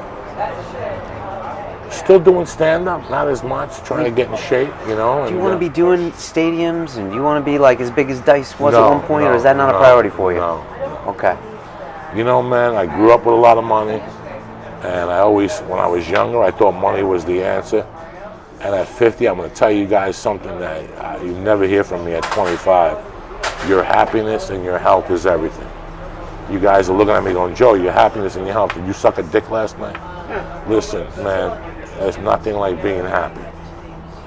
And sometimes it takes completely different than what you think to be happy. I got to be honest with you. The only weakness I have in my life right now that is a weakness for me, for my personality, is at times I'm lonely. But let me answer that. I'm not lonely for the shit I got surrounding me in LA. Okay. I'm lonely for the people I grew up with. I'm lonely that when I tell you something, that's the word. I'm lonely that when I can go eat something with you and get the right answer. I'm lonely for that. A buddy of mine died this week that is going to make a big difference in my life. He's one of the guys he was my guardian angel. He took me out of Jersey. And I always owed him. Did I owe him money? No. I owed him for him taking me out. This is the only way I could pay him, by me doing something with my life, you know. I miss for that. I miss no giggling. I miss talking to a man, you know. You know that line in Man on Fire when Christopher Walken first meets him and they're in the SUV and he's like, you got to come down here. He's like, there's no one I can talk to. Nobody I can talk to. And yeah, you guys are like, what were you at Burt Price? They're on the road. If I took Burton to a third of my day, he shit his pants, Burton. Like most people do. Ask Lee. Lee knows my day is nonstop. We stop at weed stores. We're cutting people off. He knows. He knows. He says the show is you in the car. You know, Rogan's my friend, for an example, but that's not the people I grew up with. Ari's my friend, but I can never put Ari what I put my friends with in Jersey. You know, there's Lubes, there's Jimmy Villano. Those people I talk to every day. I'm 50. We graduated high school together. Is it because you guys did all that time together, and they knew you when you were? Well, so you just feel extra comfortable with them? It's like going to Vietnam with somebody. You see somebody's vulnerability. You see what point in their life they pushed to. These guys were there for me. They never judged me. They knew I was. They knew I was a piece of shit, but they knew I wasn't a piece of shit from the inside out. Society had jaded me. You know, God takes away your mother. You hate society, bro. That's just the way it is. You know, I would hate for somebody to be an older man and for your daughter to get raped or something. See how you fucking feel. See if you're gonna get up every morning and jump around. You know, if you pay your taxes and you're a decent individual, why would somebody rape your 14-year-old daughter? We all get jaded for different reasons. Right. It's but for you, it was when your mom died. My mom died. How old were you? I was 15, but you know, I got to learn about the world. I got to learn about that. Once the cocaine runs out, they're not really your friends no more. Yeah. I got to see that at a young age. I saw that as the years went. These good friends of my mother's weren't that good friends anymore. And I was shocked by that. I was shocked by a lot of things, but it prepared me for this shit where I live now. It prepared me for this shit, you know. It's just amazing how many people I have to call SAG on to get residual checks from. I'm dealing with criminals every day. And I wouldn't mind if they're criminals. Call me up and go, hey, I'm going to give you your residuals. Teach me how to figure out how to fuck this other guy to his residuals. But they don't do that. They want to rob from everybody. You always say, rob me with a gun? Is that what you say? Can you explain what that means? Rob me with a gun. Right. If you're going to come to me and say that your mother's got cancer in her asshole, I need to borrow $3,000, listen, I'm going to see you coming a mile away. That was me 10 years ago. I could use that better than you. I'd have you go into your mother's account and give me the jewelry. Come to me and say, this is what I want. I want to fuck this chick in the ass and put a coke rock in her pussy, and she wants $2 grand. I'll give you the money. Don't come to me with some Chinese story about this and this, the script. Just come to me with a gun. That's what you know, I watched the movie once, Family Business. Yeah. You ever see that movie? Yeah, with Sean Connery? Sean Connery. Yeah, and they're at the dinner table on Easter Sunday. Yeah. And the comedian girl's dating Matthew Broderick. Yeah. And she's explaining a score she has where when they have a dying tenant in the building, they don't tell nobody and they put it up to bid, and she gets it at wholesale but sells it at retail. And here's Sean Connery, who was a fucking street criminal. He looks at me, he goes, what the fuck are you talking about? He goes, when you date in somebody else's muckery, that's immoral. Remember that scene? He goes, that's immoral. Yeah. You want to rob somebody, get a fucking gun. And he looks at Matthew Broderick right in front of him. He goes, where'd you pick up this fucking maggot about his girlfriend? Lee, could you imagine if your grandfather looks at you and goes, at the dinner table. And he's hysterical. And he goes, so when you're going to rob somebody, rob him with a gun. And he goes, where'd you pick this fucking maggot up at? It is the line of the year. Because she don't know. She goes, that's where I got that from. If you're going to rob me, show up with fucking 2 bazookas. But you're going to show up with a story about this. I'm going to see you coming. Then I'm not going to talk to you ever again. Okay. Then I'm not going to talk to you ever again because I'm insulted that you even thought that I would go for that. That you even thought. I did that when I was 20. That story you told me, that you're 42 and you think you're brilliant, I did that at 18. We were just talking about that this morning on the podcast. I had a real live bookmaker put together when I was 18. And I would go to him and say, you know, Lee, and Lee could be right there. Lee could be right there. This guy was a mob bookmaker that owned a fucking bar. Millions of dollars in his book. $million bookmaker. And I go to him and go, you see, Lee got his girlfriend pregnant, but he's embarrassed to ask you for the money. Let me get $500. I get $50 for giving you the deal, and I'll give Lee the money. He won't know it's you. This guy kept giving me money. It wasn't for Lee. It was for me to snort and eat ass. And for years, I ended up on my $50,000 in fake loans. So, and he was one of the best. Right. So if I sold him at 18, what can I do to you at fucking 40? What are you gonna do to me at 40? You're gonna come at 40 with that story about your mother dying. But that's what this town's all about. Nobody uses bazookas here. No. Okay. But you're beating them at their own game. All right, so you at 60, just to finish that off, movie-wise, you got, I mean, you know, you I just, wish you I just was acted doing with De Niro. movies. I wish that opens up the door for me. You want your own acting. movie? You want to star in a movie? I just want to work. Okay. And you like acting? I just want to fucking work. Okay. That's it. I don't want to do anything else but fucking work. Plain and simple. Just want to work. I want to move away from here, maybe. Yeah. Do you think you miss it? You think you'd miss it if you moved? I miss the weather. I mean, look at this. It's ridiculous. I was snowing in London a week ago. I want my daughter to grow up with normal people. Okay. I don't want some kid thinking because their father's on ABC, you're better than me. Yeah. Meanwhile, you're fucking your 20-year-old receptionist and your wife's at the farmer's market with her tattoo on, pushing the strollers, you fucking idiot. Yeah. You know. How's fatherhood the second time? And do you think that the first time and some of the mistakes you made or didn't make prepares you even better for the second time or not? Listen, when I had my child at 28, I wasn't ready for no fucking child. I was more of a fucking savage than I ever was. You know, I tell a story about the baby being in the crib, and I would hide beers in the snow, and I would go out and make believe the dog had to go out. So I'd open the door and go, "Come on, Hercules," and he would go out, and while he was out, I'd do 2 quick fucking lines, and I'd drink a whole can of beer and throw it one shot, you know. And here's my little girl. You know, I was one of those guys that once I have my baby, I'm gonna change. No, you're not. You're still gonna be a disgusting fucking drug addict, and that's what I was. You know, I lost that kid. 50% was my fault, 50% was Lai's fault. And the mother and I didn't get along. I made a lot of mistakes. I'm not gonna lie to you. I made a lot of mistakes. And, I was 28. I was taking it as a personal attack. I wasn't really thinking about it as what was best for the baby. And again, I took that anger and rolled it into the let me show you routine. When I picked up and left at the 8, and when she was 5, I made a decision that if I didn't have her to raise her, whatever I was doing had to be worth it. I had to make it worth our while. So when I got back to her 20 years later and she'd say, "What happened?" I could say, "This is what happened. I got one of the hardest things, one of the hardest industries to succeed in. And you know what? I'm not Cat Williams, and I'm not David Letterman. But I hung in there for 30 years, and I got a union card, you know, and I got a pension, all the things and I have insurance, all the things a guy like me never dreamed of having, never wanted to have, and never even thought I'd ever have because I didn't think I was going to live past 30 or 40.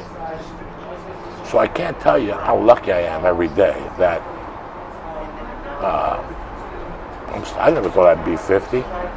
Every day when I get up to me, I just laugh. It's like I cheated somebody. It's like I told the devil and the God to suck my dick. I can't believe it. You know, I really can't believe it. But I never sold my soul.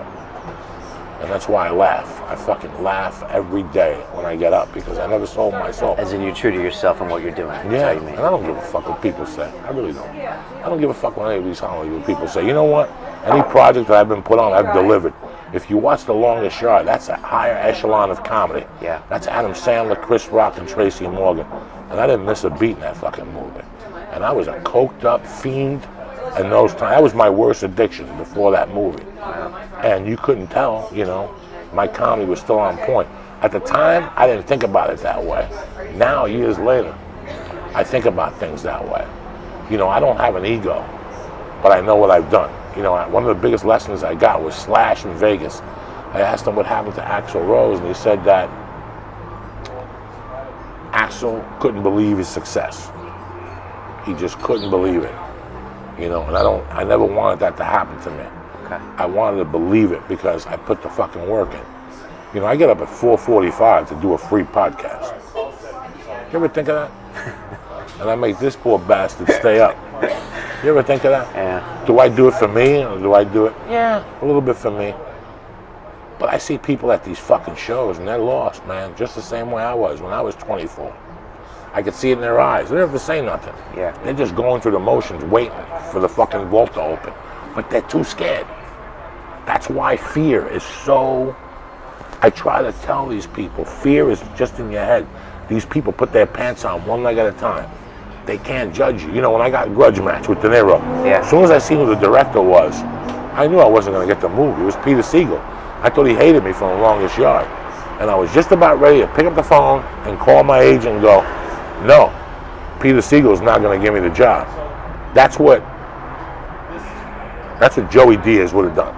Okay. That's what Joey Diaz would have done. Coco Diaz hung up the phone and said, I ain't calling nobody. I'm going to work this a different way. I'm going to prep this. I'm going to go in there and I'm going to knock it out of the park. And if they don't hire me, it's their fucking problem. That's all I could do. Yeah. I could go in there and rock them. And if they don't hire me, it's on them. And that's how I twist it around. And I'm going to go in there with my balls in my hand. I just walked into an audition a month ago. And it was April Webster. And she looked at me and we were talking. And in between, I said, April, do you remember the time I walked in here with my underwear on? She goes, Jesus Christ. She goes, I was just telling my assistant we were dying. And I went to an audition where there was a bunch of known actors. It was for an ABC pilot. It was for $20,000. This is the days when they were paying $20,000 for a pilot. It was a SAG pilot. The guy was going to recur. He was a neighbor. The dream role for me. And in this scene, the people are outside explaining their neighborhood, and then they turn this way and they see me in a baby pool grilling up hamburgers with you know those greasy shorts on like people wear, like all happy, you know. When I walk in, I see all these names, and it just so happened I wore sweatsuits and tidy whities. And as I walked in, they go like, hi Joey, give us a minute. And I had the camera to myself. And I took my sweats off, and I took my shirt off, and I weighed 400 pounds. And when they turned around to see me, they went, oh, they were like, what? And all of a sudden I go, isn't it great getting the pool? And I go, living like a doctor. And I just made believe I was wetting the shit. Dog, they gave me the job on the fucking spot. On the job, they're like, Joey, they were holding on to their faces. Dog, you got this job. Another time, that if you ever watch How I Met Your Mother, I was on How I Met My Mother. If you look at the episode, I'm an extra. Do you know why? Because I went for an audition for something that wasn't me, but I had a little hole in my pants. And it had these things on the chair. So when I sat in the chair, the hook caught the hole. And when I sat down, it ripped my pants open. And my cock and balls fell out. And it was 3 women that were the casting directors. And I looked at them and I said, did you see the Cuban egg roll? And they couldn't, that was it. Nobody talks like that. I go, did you see it? Wasn't it fucking great? They died. In fact, I was in there for 20 minutes, walked out. And as I was going in my car at Fox, they called me and said, Joey, they want to see you. You forgot to read. I didn't even read for the sides. That's how much we had the conversation on just the pants ripping and my dick coming out. Somebody else would have folded. I don't give a fuck. My job as an actor, as a stand-up, as a comic, as a podcaster, is to push the fucking envelope as much as I can. That's to push the fucking envelope to humanly possible. When you know, I didn't have a fucking career. How funny is it that I did Spider-Man 2, Taxi, My Name is Earl, fucking The Longest Yard, and nobody would come see me. And I went on a podcast and told a simple story about mugging a hooker and lighting her wig on fire. And that night there was 110 people at a show I did in Hollywood that all paid. How crazy is that as a career? So you've done legitimate work and nobody wants to talk to you. Right. You tell a story that is completely disgusting about her having $60 in a pussy and it comes out filled with sperm on it, and how we took her wig off and we lit it on fire. We mugged a woman, not a guy, a woman. Took her over state, federal fucking lines from New Jersey, and that's why people come see you. So that's the world we live in. The world is in need of truth. Obviously. The world was in need of truth. Yeah. You know, everybody kept saying Romney's going to win. There was no American that would have voted for that fucking liar as much as they hated Obama. He was made up. When he twist his head like this and he'd go and he'd smile, that was all made up. I don't do that. I don't have somebody coaching me. I don't give a fuck what you want to hear music-wise or what you don't want to hear. You're going to hear what's on my fucking field. You know, you're going to hear what's on mine. That's what a comic does. We are the voice of the generation. And we take the insecurities and we take the fucking obscure shit and we report it through our eyes. Right. And then when we do it, people get mad. Fuck you. Then go listen to some faggy guy doing it, talking about, you know, Christianity or whatever. I'm going to give it to you. When I was a kid, I used to hang out with this kid, Roger Holloway. And like I call you and go, how was it last night? Oh, it was great. We went out to the bar and we got drunk and we did a gram of blow. But I call Roger and Roger would tell me what really happened. Right. We bumped into some fucking pigs. They sucked our dick, you know. And I used to enjoy that. Like, I talk to society, and this is what they tell you. Right. When you talk to Roger, he tells you what really went down. Right. And I always wanted to be Roger. I didn't want to be society. I always wanted to be Roger. In fact, another guy I still talk to once a week, Pelican. He's still one of my buddies, he's a longshoreman. So. Is that why the church has been so successful? Do you think because people they just want some realness? They want someone to tell it how it is? I am in shock. I am in fucking utter shock when I see people fans of certain podcasts, because I know those people on a personal level and they couldn't be fucking honest with themselves for a minute, never mind with the real. I am in shock that people buy into half those people talking. Okay. And I don't want people to say that about me. If you listen to the first 2 months of the podcast, it was my friends calling to verify the stories I've told you. Right. I want people to know that we threw a hooker out of the fucking car. I wanted people to know I robbed a jewelry store. That was intentional. And that was intentional. I didn't want no mistakes. I don't want you liking me because it's cool to like me. I want you to like me because you like me. I don't want you to like me because I will have sideburns and circular glasses and I wear a wool hat. And so you're intentionally clearing out all the fucking riffraff. Clearing it out. I don't want you. Okay. I don't want you. I don't want you. And if I look at your page and I see you listen to people I don't like, I don't fucking want you. That's how serious I am about this shit. Like, I don't want you. I'd rather not have you. I want you to know everything about me before you pay the $20 to come see me and before you turn on that podcast. I don't want no misunderstandings, because I don't want any misunderstandings about you. Are you surprised that people like it so much, the show? Like I said, I think that there's some people who yearn for the truth. I think there's some people that want it unedited. I think it's some people who want an opinion. I think everybody does at some level. You know, I was going to talk about the Bikram thing today, and I forgot. You know, Bikram yoga. I went to a party 2 years ago before I got into yoga, and I met this chick, and she was with her boyfriend, and I couldn't believe how phony she was about yoga. And I could see by looking at her that she had sucked the yoga teacher's dick.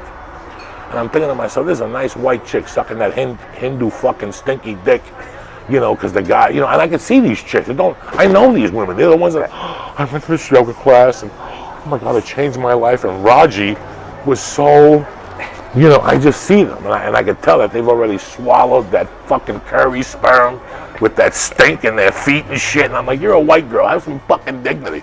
You know, so when I read the thing the other day, did you read that? No, that Bikram is getting sexually accused. Oh, of, the main guy. Yeah, the main guy, that filthy fucking stink ball. And I look at these white chicks going, you know, when you fuck one of these guys, it's like putting a fucking Burger King in your neighborhood. The property value goes down. You know what I'm saying? Then you wonder why other fucking Hindus and spicks and niggas are trying to hit on you, because you're a filthy fucking animal. That's why. They know you'll fuck a Hindu. What won't you fuck? You fuck. And that's in my heart. But that's in my heart. You want me to lie to you and say that's not what's in my heart? That's what's in my heart. And I got nothing against Hindu. One of my best friends is a fucking Hindu. I don't eat that curry shit. I don't want no camels around me. I like them, but I don't want that shit around me. And I don't want Cuban people around them with beans and Santeria. Hey, listen, I know where we're coming from. You know what I'm saying? Fucking sucking that Hindu dick and telling other white girls that you're great. And he's a genius. Are you fucking retarded? Sucking that fucking cowless dick. For people listening to get Lee's chuckling in the background. But who's gonna say something like that? Who's really gonna say something like that? You. Who's really gonna fucking say something like that? You know what I'm saying? And people are gonna get pissed, but think about it from my perspective. I live in that fakeness. I live in that, you know, where I've seen women go crazy over an acting teacher. Are you fucking retarded? This guy booked a co-star in 1968 and you're sucking that old dick because you think it's got the answers to your fucking problems. It's just, and then they come to you 2 months later. I can't believe we broke up. What are you sucking that fucking dick? What are you, the fuck? I'm sorry. It's all right. Coming down off the Chiba Chews and shit. When you see these kids at your comedy shows and they're like the 25-year-old kids that are like you were, you know, like just directionless and scared of life and all that stuff. I mean, what do you tell them, or can you tell them anything? Would you rather just show them by being yourself on the show? Or? Well, that's one way. You know, because society, you know, listen, we learn how to act on society. Let's get out of the way. We learn by watching television. That's our first impulse. Those fucking kids on TV and how to act and what to giggle. They even have a laugh track to tell you what to laugh at. Yeah. And I remember being a kid from Cuba going, why are these fucking other idiots laughing at this? This is terrible. Including Saturday Night Live. I remember going home when I was 14 to see Mr. Bill and going home and going, why am I here? I should be out getting my dick sucked from a babysitter somewhere. I'm sitting here watching this shit. It was okay, but not enough for me to go home for. I was always that guy in my head. Okay. Like, I was always like, what are people talking about? You know, Avatar. Oh, it's a great movie. It should. It cost $800 million to make. It's like the Yankees. They should win the World Series. Give me Moneyball. Give me the guy that makes a movie for $1,000 and it's brilliant and it's got creativity and the director did his work. But we get impressed by such little things as a society. Even UFC. A guy wins one fight, all of a sudden he's supposed to fight Anderson Silva. Yeah. Really? We forgot about hard work and 8 or 9 fights. We forgot that Zeppelin had 9 albums with John Bonham. They just didn't have 2 albums and we made them stars, or 1 album. We had to have fucking 2 or 3 or 4 fucking albums. You know, AC/DC, how many albums did they have? I mean, that you could listen to. But all these fucking people have now, oh, My Chemical Dependency broke up. Well, you know, they sucked anyway. And how many fucking albums did they have that were real? You know, you listen to this shit today. You're like, what is this shit? But I'm sure that people from the 50s listened to Led Zeppelin and thought the same fucking thing. Or the Beatles and thought the same fucking thing, you know? What was the question? The kids. What do you tell the kids? That, you know, I tell kids to live their fucking life like I did. Not being a criminal. Listen to what I'm saying. Live your life. Have your own fucking opinion. If you don't think Joey Diaz is funny and Joe Rogan says he's funny, tell Joe Rogan to suck your dick and tell Joey Diaz to suck your dick. And you're doing more for yourself than somebody else. When I was a kid, I wouldn't argue about me being Spanish or you being Italian. We get into fights about music. And that was when I really learned about how fake people were. When you and I would go to the same concert and you tell people the concert was great. And I'm like, dog, we were right there with you. I got 8 guys here that said this thing sucked. Well, yeah, the bass. Oh, then why'd you say it was good? Because God forbid you have a fucking opinion. God fucking forbid you have a fucking opinion anymore. God forbid. So that shit gets put in your head since an early age. If you don't like Modern Family, fucking say it. You know, if you don't like something, say it. Say it and stick by it. Don't say it, and that's where the shit starts. And after that, once you commit to that and you go, you see the people. Yeah. You see it. We went the other night to the Nerdist. The guy at the counter had a suit on, polyester suit, with a beard and glasses to do what? Just all the idiots can come up to him. That's a cool suit. It's attention. What's the matter with you? You're gonna dress like a fucking moron so people, all that little thing that the youth had. You know, you see guys my age with jeans, with pockets on it, with pointy boots, with long Invictus shirts on, trying to be fucking dirty. No, you're 50. I don't know if you get the fucking memo, and you look fucking 50. You know what I'm saying? Yeah. What do you want me to do? What do you want me to dye my hair and get a goatee and make it thin so people like me and say, ooh? No, you are what the fuck you are. Accept it. And if people don't accept it, tell them to suck your dick. You don't need them. You don't want them around anyway. Yeah. You really don't, man. I don't want fake people around me at all. And they know. They know when they come on me and they talk to me a couple times, they're like, this guy I can't get nowhere with. I can't get nowhere with this fucking guy. They give up on you. You know, for years, Lee, we were talking about people calling, trying to put you in their movies. You know, and the stories they tell you to be in their movie. Well, my buddy works for London Real, and he knows the people at ABC. And then after you shoot the movie, they're calling you a week later telling you how, can we put this on YouTube? Do you know anybody? You know, it's how much they can get out of you. Okay. And they come to you, especially in this town, you know, they come to you with that bullshit story. And you're like, you know, you got to wake up a little fucking early. Just be honest with me. And that's how you get the most out of me, is by being honest with me. You know? How'd you find Lee? Lee hit me up on Facebook, and we met, and we talked. And did you know his dad beforehand, or you just know his dad after? No, I met his dad afterward, and it was funny because Lee just had something. You know, it's the look. It's like I said, it's either blue cheese or fuck your mother. If I go to a Chinese restaurant and I order your pork fried rice and it sucks, I'm gonna order the duck souffle. Really? Yeah. Only an asshole would say that. Well, everything sucked. Well, you should have ordered one thing. It's called skin popping, like heroin people do. They take a little skin pop. They see if the heroin is strong. Same thing with anything else. Lee, I tell Lee something about Mondays. Like Lee didn't put up an argument. Lee wasn't here to argue. Right. Lee gave you a creative idea. You follow me? Yeah. where other people in this town want to argue with you. No, I don't want to put the video up. You know, Lee and I started by Mad Flavor Worlds on Monday. Gabriel Iglesias, when I shot Stand Up Revolution, gave me a bloggy. And I was sick and tired of getting cameras that people give me and put them in a drawer. I didn't know how to download the video. I didn't know anything. So when Lee hit me, I go, Lee, I'll tape them. I'll give them to you Sunday. And Monday you put the video up. I'll give you a little dough. And we'll start that way. You know, Monday, there was never a Monday with a story. When I got up at 6, the video was already up. Yeah. You put the video up Sunday night. That's something. And all right, so we did the first test, which I gave. The first test I gave was the time, and then the third test was after the third week. Because after the third or fourth week is where the relationship starts going downhill. 6 weeks is where it definitely goes downhill. That's where they didn't put it up, or they forgot, or their mommy was in town, or I had a date, or they don't understand the concept. He's a Jew, and he understood the concept of being a fucking Jew, which is this is what needs to be fucking done. Okay, these Anglos you see, they don't understand. Mommy will send a check on the first. You follow me? Yeah. He's a Jew. His mother raised him right. And he would, after 5 weeks, instead of quitting, he came with more ideas. He wanted more. We ended up getting $3,000 off Twitter, and we shot the documentary. And then we put a CD together. You know, whenever I called him and said, this is what I want to do, he didn't tell me how we couldn't do it. Right. He said, fuck it, I'll go online and get a tape recorder. And next thing you know, we had a #1 CD together. And next thing you know, we had Testicle Testaments together. And now we're planning a special, a DVD special, and another CD release in like July, you know. And Lee's not lazy. Lee's got a lot of heart. Lee makes me laugh. You know, look what he's done on the podcast. He's created his own fan thing on the podcast. I did a podcast with somebody for 2 years, and they couldn't do what this kid did. And this kid's not even a fucking stand-up comic. Right. He's seen it for what it was. So I'm very happy Lee's in my life. Lee's one of the reasons why this whole thing has taken off. I wish Lee would grow, like our friend Rocco Ribisi. I've had him on the podcast. He was George Carlin's guy and Richard Pryor's guy.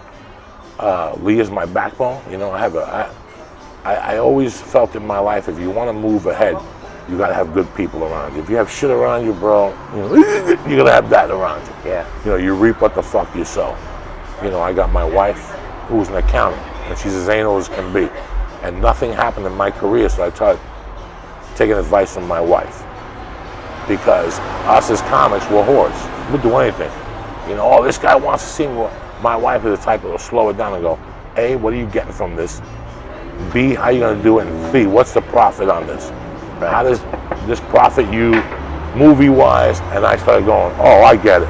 I'm the type of guy that I'll do anything. She's the one that started saying, no, get that out. That's the law of diminishing returns. If you're an econ major, that's the law of diminishing returns. If you have a Friday and Saturday, you're doing comedy, and you get a movie Thursday, Friday, Saturday, cancel the comedy. Because you're not going to give it both 50%. Right.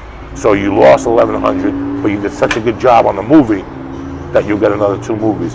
If I try to spread it thin, then I won't get that. My wife, you know, she's my unofficial manager. Okay. You know, I have an agent, I have a theatrical agent, but the guy's mind who puts this all together is me. Somewhere along the line, I run this like a mafia family, you know? This is how I run this. If I had a Lee made yet? Lee's made. Lee's been made. Right. We got to eat ass to become a capo regime. Until he eats ass, he can't go. He has to overcome that. That's one of his fears. Lee, do you have a brother in England? No, he's in Boston. All right. He's Delaware.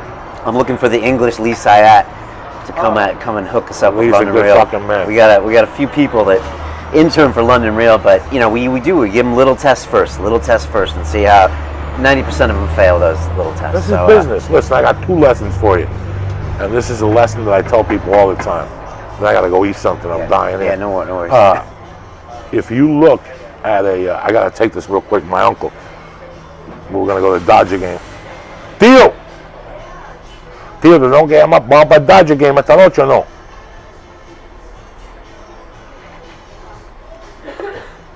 Rarely hear him speak Spanish. El amigo mío lo puede conseguir para eso, pero dame 15 minutos y te llamo para atrás.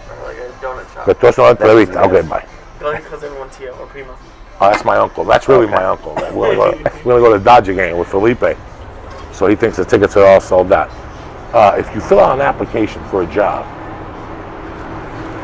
in most cases, there's a box. In that box, it says, answer the questions. If the box has been checked, get 100 of those applications, start a phony job, and have 100 people come in and see how many people will check that box without you checking it. I had a friend, I remember I was at my friend's deli when I was 12, where I used to put in the numbers, the football sheets, Right. and I remember giving them sheets. And I remember when I was there, all these people kept coming in. How like to here for apply for the job? I'm here to apply for the job. He had a sandwich place in Hoboken.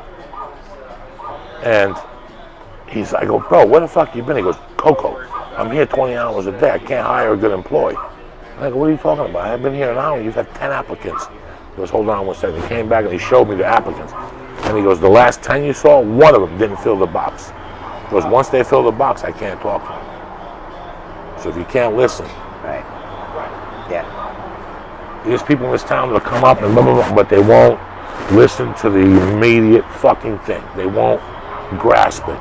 They don't want to do it. They want to do their own thing, and that's not what it's all about. There's a system, and there's a pattern, and you stick to it. Like you, today you showed up with that. That made me so much happier. Okay. Because I knew you had a beginning, a middle, and ending. You have a direction. You know, anybody who thinks they're going to wing it off their fucking mind, that was me when I was 35. I just go down there and wing it. Really, bitch? Wait till you see those 200 set of eyeballs staring you down. No, I got here early. I wanted to set up because I knew you like people that don't waste your time. No. I you know, and that was the thing. I look for certain things in people. I look for them myself. When I'm preparing my day, I'm like, what do I want people to want from me in this situation? How would I act? You know, and I never understood people's business sense. You know, in LA, we have a town. You go to Hollywood right now, and you're driving down the street, and there'll be 4 people backed up in a car, and you go, what's going on? There's somebody, and you'll drive around. There's 2 people making out. They don't even care to pull over to let you. They don't even think about people here. I can't live like that. I have to think. Put a blinker on. People in this town won't put a blinker on. It's the rudest fucking thing in the world. Me, I wish I had a Cadillac, like an old 70s Cadillac. I'd blast them all with their BMW. That'd be the end of that fucking thing. You ever get hit by one of those 1970 Cadillacs? Not a dent. They were real American metal. Yeah. It's not that fiberglass now, but you can't do that. You know, I see people that don't really give a fuck about other people. They really don't. They don't care. I see people pull up here and run in, and there'll be parking spots open. That's because her husband's a director. So she thinks she could do something like that. In my neighborhood, somebody would tell her once to move her car and then open-handedly smack her in the fucking face. Go get your husband now. See what he's gonna fucking do. But people do that here. I told Lee on the podcast a couple weeks ago, I was in a rush one night. I went to the Bank of America. Some fucking kids pulled up to the Bank of America drive-thru, got out and took money out of the ATM machine. And when somebody said to him, hey guy, come on, they said, fuck you. And I seen the guy punch him in the fucking face, New York style, and knock the guy out. Then him and the girl were crying, looking for the police, asking me to call the police. And I told him, no, he got what he deserved. He don't care about people. This is what you get. This is what you get. This is what I got growing up. You know, that's what you got fucking growing up. I mean, now people know. So I try to treat people how I like to be treated, you know. Lee has been an addition that I cannot. He's up early, you know, he's prepared, I'm prepared. You could just tell Lee always shows up. Yeah, Lee's Like, always... When I listen in, it's like, I know Lee's there all the time. He You know, probably this- never canceled on you once, right? No, he knows that, and I've never canceled. Why? This is for both of us. We have nothing else to do, you know. Sometimes he has to talk me into shit. He talked me into a live podcast last week. Right. A month, 2 or 3 months, let's do it. I thought he wouldn't be ready. He was ready. You know, it was like anything else. I thought that he didn't know what it was like to have 200 eyeballs looking at you. A lot of people don't add that into consideration. You might be funny here in the office in the morning, Yeah. but wait till you got 200 savages looking at you that paid. They don't want no stories. They don't want to know that Lee doesn't know about this. They want to know that Lee's going to handle the fucking spread. And Well, for people that don't know, I didn't just roll into town and just bumped into to Joey. I think I emailed you first maybe a year ago when you were at Beauty and the Beast. I remember I invited you on London Real. You said you didn't have a passport. And then 6 months ago when we were out to see Rogan, I was trying to get in touch with you. you got Eddie. Oh yeah, we got Eddie. Right. That was awesome. But we couldn't get in touch with you then. I stayed in touch with Joey. I made a video just for you that I posted on YouTube. It was me in a graveyard in London, and I was like, Joey, I know you're like a hustler. I'm a hustler. You know, if you can spend any time, we'd love to have I you. wanted to do it. It was just, And- I don't have Skype. Yeah, no, we don't do Skype anyway. I'm So doing Skype for you. I gotta do it for everybody else. yeah, exactly. Well, I don't like Skype. Yeah, I don't like it. You need a real conversation. Yeah, so, yeah. and then I got to town, and Joey's like, "Look, I don't do anything until Sunday night." So it's like, "All right, no problem." Hit Joey with the email, and so for all you kids out there, I'm making it look easy, but you just gotta stay determined, you know. And it's the same thing when people want to come on my show. Then if they keep hitting me every week, finally I'm like, okay, this guy's motivated. So I'm like, I let him on the show. So. Well, I mean, there's a different thing with determination. You have a lot of people that have determination that's just fucking crazy. A lot of people are fucking crazy. You saying I'm crazy? No. You have an award-winning podcast. People know about it, you know. I read every week. You send me an email and let me know about your guests. Okay. You have interesting guests. I can't tell you. I listened to it. I listened to it in the beginning when you sent me, but it's been a while. I listened to Eddie's, you know. Okay. I think Joe had you on. I listened to you when you guys were on Joe. Okay. And that's why I knew you guys legit. I mean, if I went on every podcast that fucking hit me up, I wouldn't have any time. I can only imagine how many requests. And I feel bad because if you do one, you got to do them all. And I know what it's like to be a lower level guy. So I know what it's like to get elevated by doing some of these podcasts. But I did one a month ago, and Jesus Christ, the one day I came home and Twitter, the whole message thing, on messages inside, well, hey, can you do mine? And some of them weren't even pertaining to what I do. You know, a lot of them were like wrestling. I don't even know, but it was like, and I get flattered, but I know for a fact that if I do one, I have to do 30 of them, and I don't have the fucking time of the day. You know, I don't have the time. Get ready for some more tweets after I put this up. Oh no, I love it. I love all this. You guys really work hard. Yeah. And that's what a lot of people don't realize about podcasting. That you work every Monday, it starts all over again. And that's what people don't realize about life anymore. Every Monday. I don't want a job, but I just go in on Monday. That wouldn't do nothing for me. I'd be back in jail. I wanted something that every fucking day I had to do something all over again. And nothing reminds you more of that than this. What we're doing right now, we have to, you know, you just can't do I love people who do a podcast and put on iTunes and go, nobody listens to it.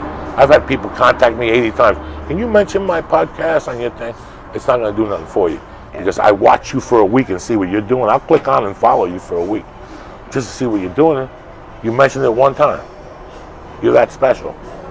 You know, we're dealing with knuckleheads. You got to mention it all the fucking time, you know. I got a new one for you. You know, they're busy. They have our life. I don't know how many times I come home and I'll open one of your London Real emails up and the phone will ring. And now I come off and click it. Your email's dead. Your email just fucking died. Yeah. Because now by the time I come back, I'm going to get 8 other ones. And I'm going to go to yours and it's already open. So in my mind, I already looked at it. And that happens all the time. People get pissed at you, you know. So it's you have to, Twitter, you have 3 different time zones in Twitter. You have 80 different time zones, but you have the morning, you have some people that are late afternoon, and sometimes people react to tweets at midnight. Yeah. You'll tweet something at midnight. People just coming in from work or partying. It's the first time they open up the computer. There's a lot of people that just react to Twitter on Sundays. Did you know that? Yeah. How many times have you said something on Twitter, and all of a sudden you see a retweet on Sunday? Because that's when they first saw it for the first time. They look at your timeline or whatever. And I'm 8 time zones ahead. 8 time zones. So I got all that in my head. I'm like, oh shit, who's awake in LA? Who's awake in New York? Who's awake in France? So it's not fucking easy what we do. Well, I just want to let you guys know, I'm a big fan of the show. I just when I hear that music coming on when I'm walking out my door in London, England, and I hear like some jam, I always love the music as well. It really makes me happy. And a lot of guys are like, Brian, why do you listen to this show? I was telling Lee earlier, I mean, I'm a MIT grad. I worked in finance on Wall Street for 10 years. You know, really? I do London Real. We had, a Harvard professor on 2 weeks ago. We have members of Parliament in English Parliament on our show. But there's something about your show I love, and maybe it's the realness, Joey. I don't know what it is, but it's just something that really resonates with me. And I know you guys are just going to go really far with it. So thank you very much. I hope you have success with your show. All right. You know, listen, man. I'm a salesman. And I could wake up at 5 and take an article about Mars. I mean, if you want me to, I could get online at 9 at night, the night before I do a podcast, and get an article on Mars or something I have no care about in the world. I could do this for you people. And I could get a political article about a cutback of a loan or a grant, and I could dope it up to make you think, well, that's the only thing I care about in this world. And you could go, wow, we never knew that about Joey. You know what? I would never do that to nobody because I have no care for it in the world. This morning I talked about animals. That's a care I have, you know? I really care about they're in front of me. I can't control politics. I'm an ex-felon. What am I going to do? I'm going to meet you and talk to you about what? What Cheney did or whatever? Let's talk about what we could control. That's all I could do. And that's why with my podcast, yeah, it's a little outrageous sometimes, and we talk about some subjects, but it's real. One of my friends came out from Jersey about 7 years ago. That's a full-time criminal gangster, and he got his life together. He runs a car dealership in St. Louis, and we went to eat, and we were at Dan Tanner's, and I couldn't believe how loud he was. Loud. And I kept thinking, like, I was embarrassed in front of my wife. And when they got up to go to the bathroom, I looked at my wife, and I go, that motherfucker talks louder than I do. And she looked at me without beating, and she goes, but he ain't lying. And I couldn't believe that my white wife from Tennessee accepted this guy because she goes, at least he ain't lying. You know, everybody else would walk on, great to see you, oh my God. At least he ain't fucking lying. So that's my motto for life, man. I can be fake and you can like me, or I can be real and you can not like me or appreciate what I do for doing what I'm doing. Amen. All right, well, thanks so much, Joey. Appreciate Thank it, Lee. you, Thanks brother. for hanging out while we're doing this. This fucking guy. You still high? No, I'm fine now. Oh my God, when I got here, how red were his eyes? You seemed a little high when you Oh got here, my but God. I've never met Lee before. I called so- him, I go, tell him I'm going to be 5 minutes late. I go, where are you? He goes, I'm here already. I go, oh my God, poor Lily. Poor Lily. Told you didn't want to do it. All right, I'm closing this out. Thanks a lot. And Thank you, brother. we'll get that passport sorted when you come to London. Stop by the studio. I'm coming and to love have you guys. London. I'm coming to London. We'll let them know you're going to You come. got a toothbrush? We're coming to London. All right, peace, guys. Thanks. Thank you. Lee, I can get you on camera a little bit. There's Lee. Welcome to London. was kicking out. So you don't have enemies in the UK government as much? In MI6 I do, yes. You know, in the British Secret Service, the guy who recruited me, I've heard, he doesn't like me at all. And he was friends of yours at Oxford, Yeah, right? yeah. You know, a lot of people.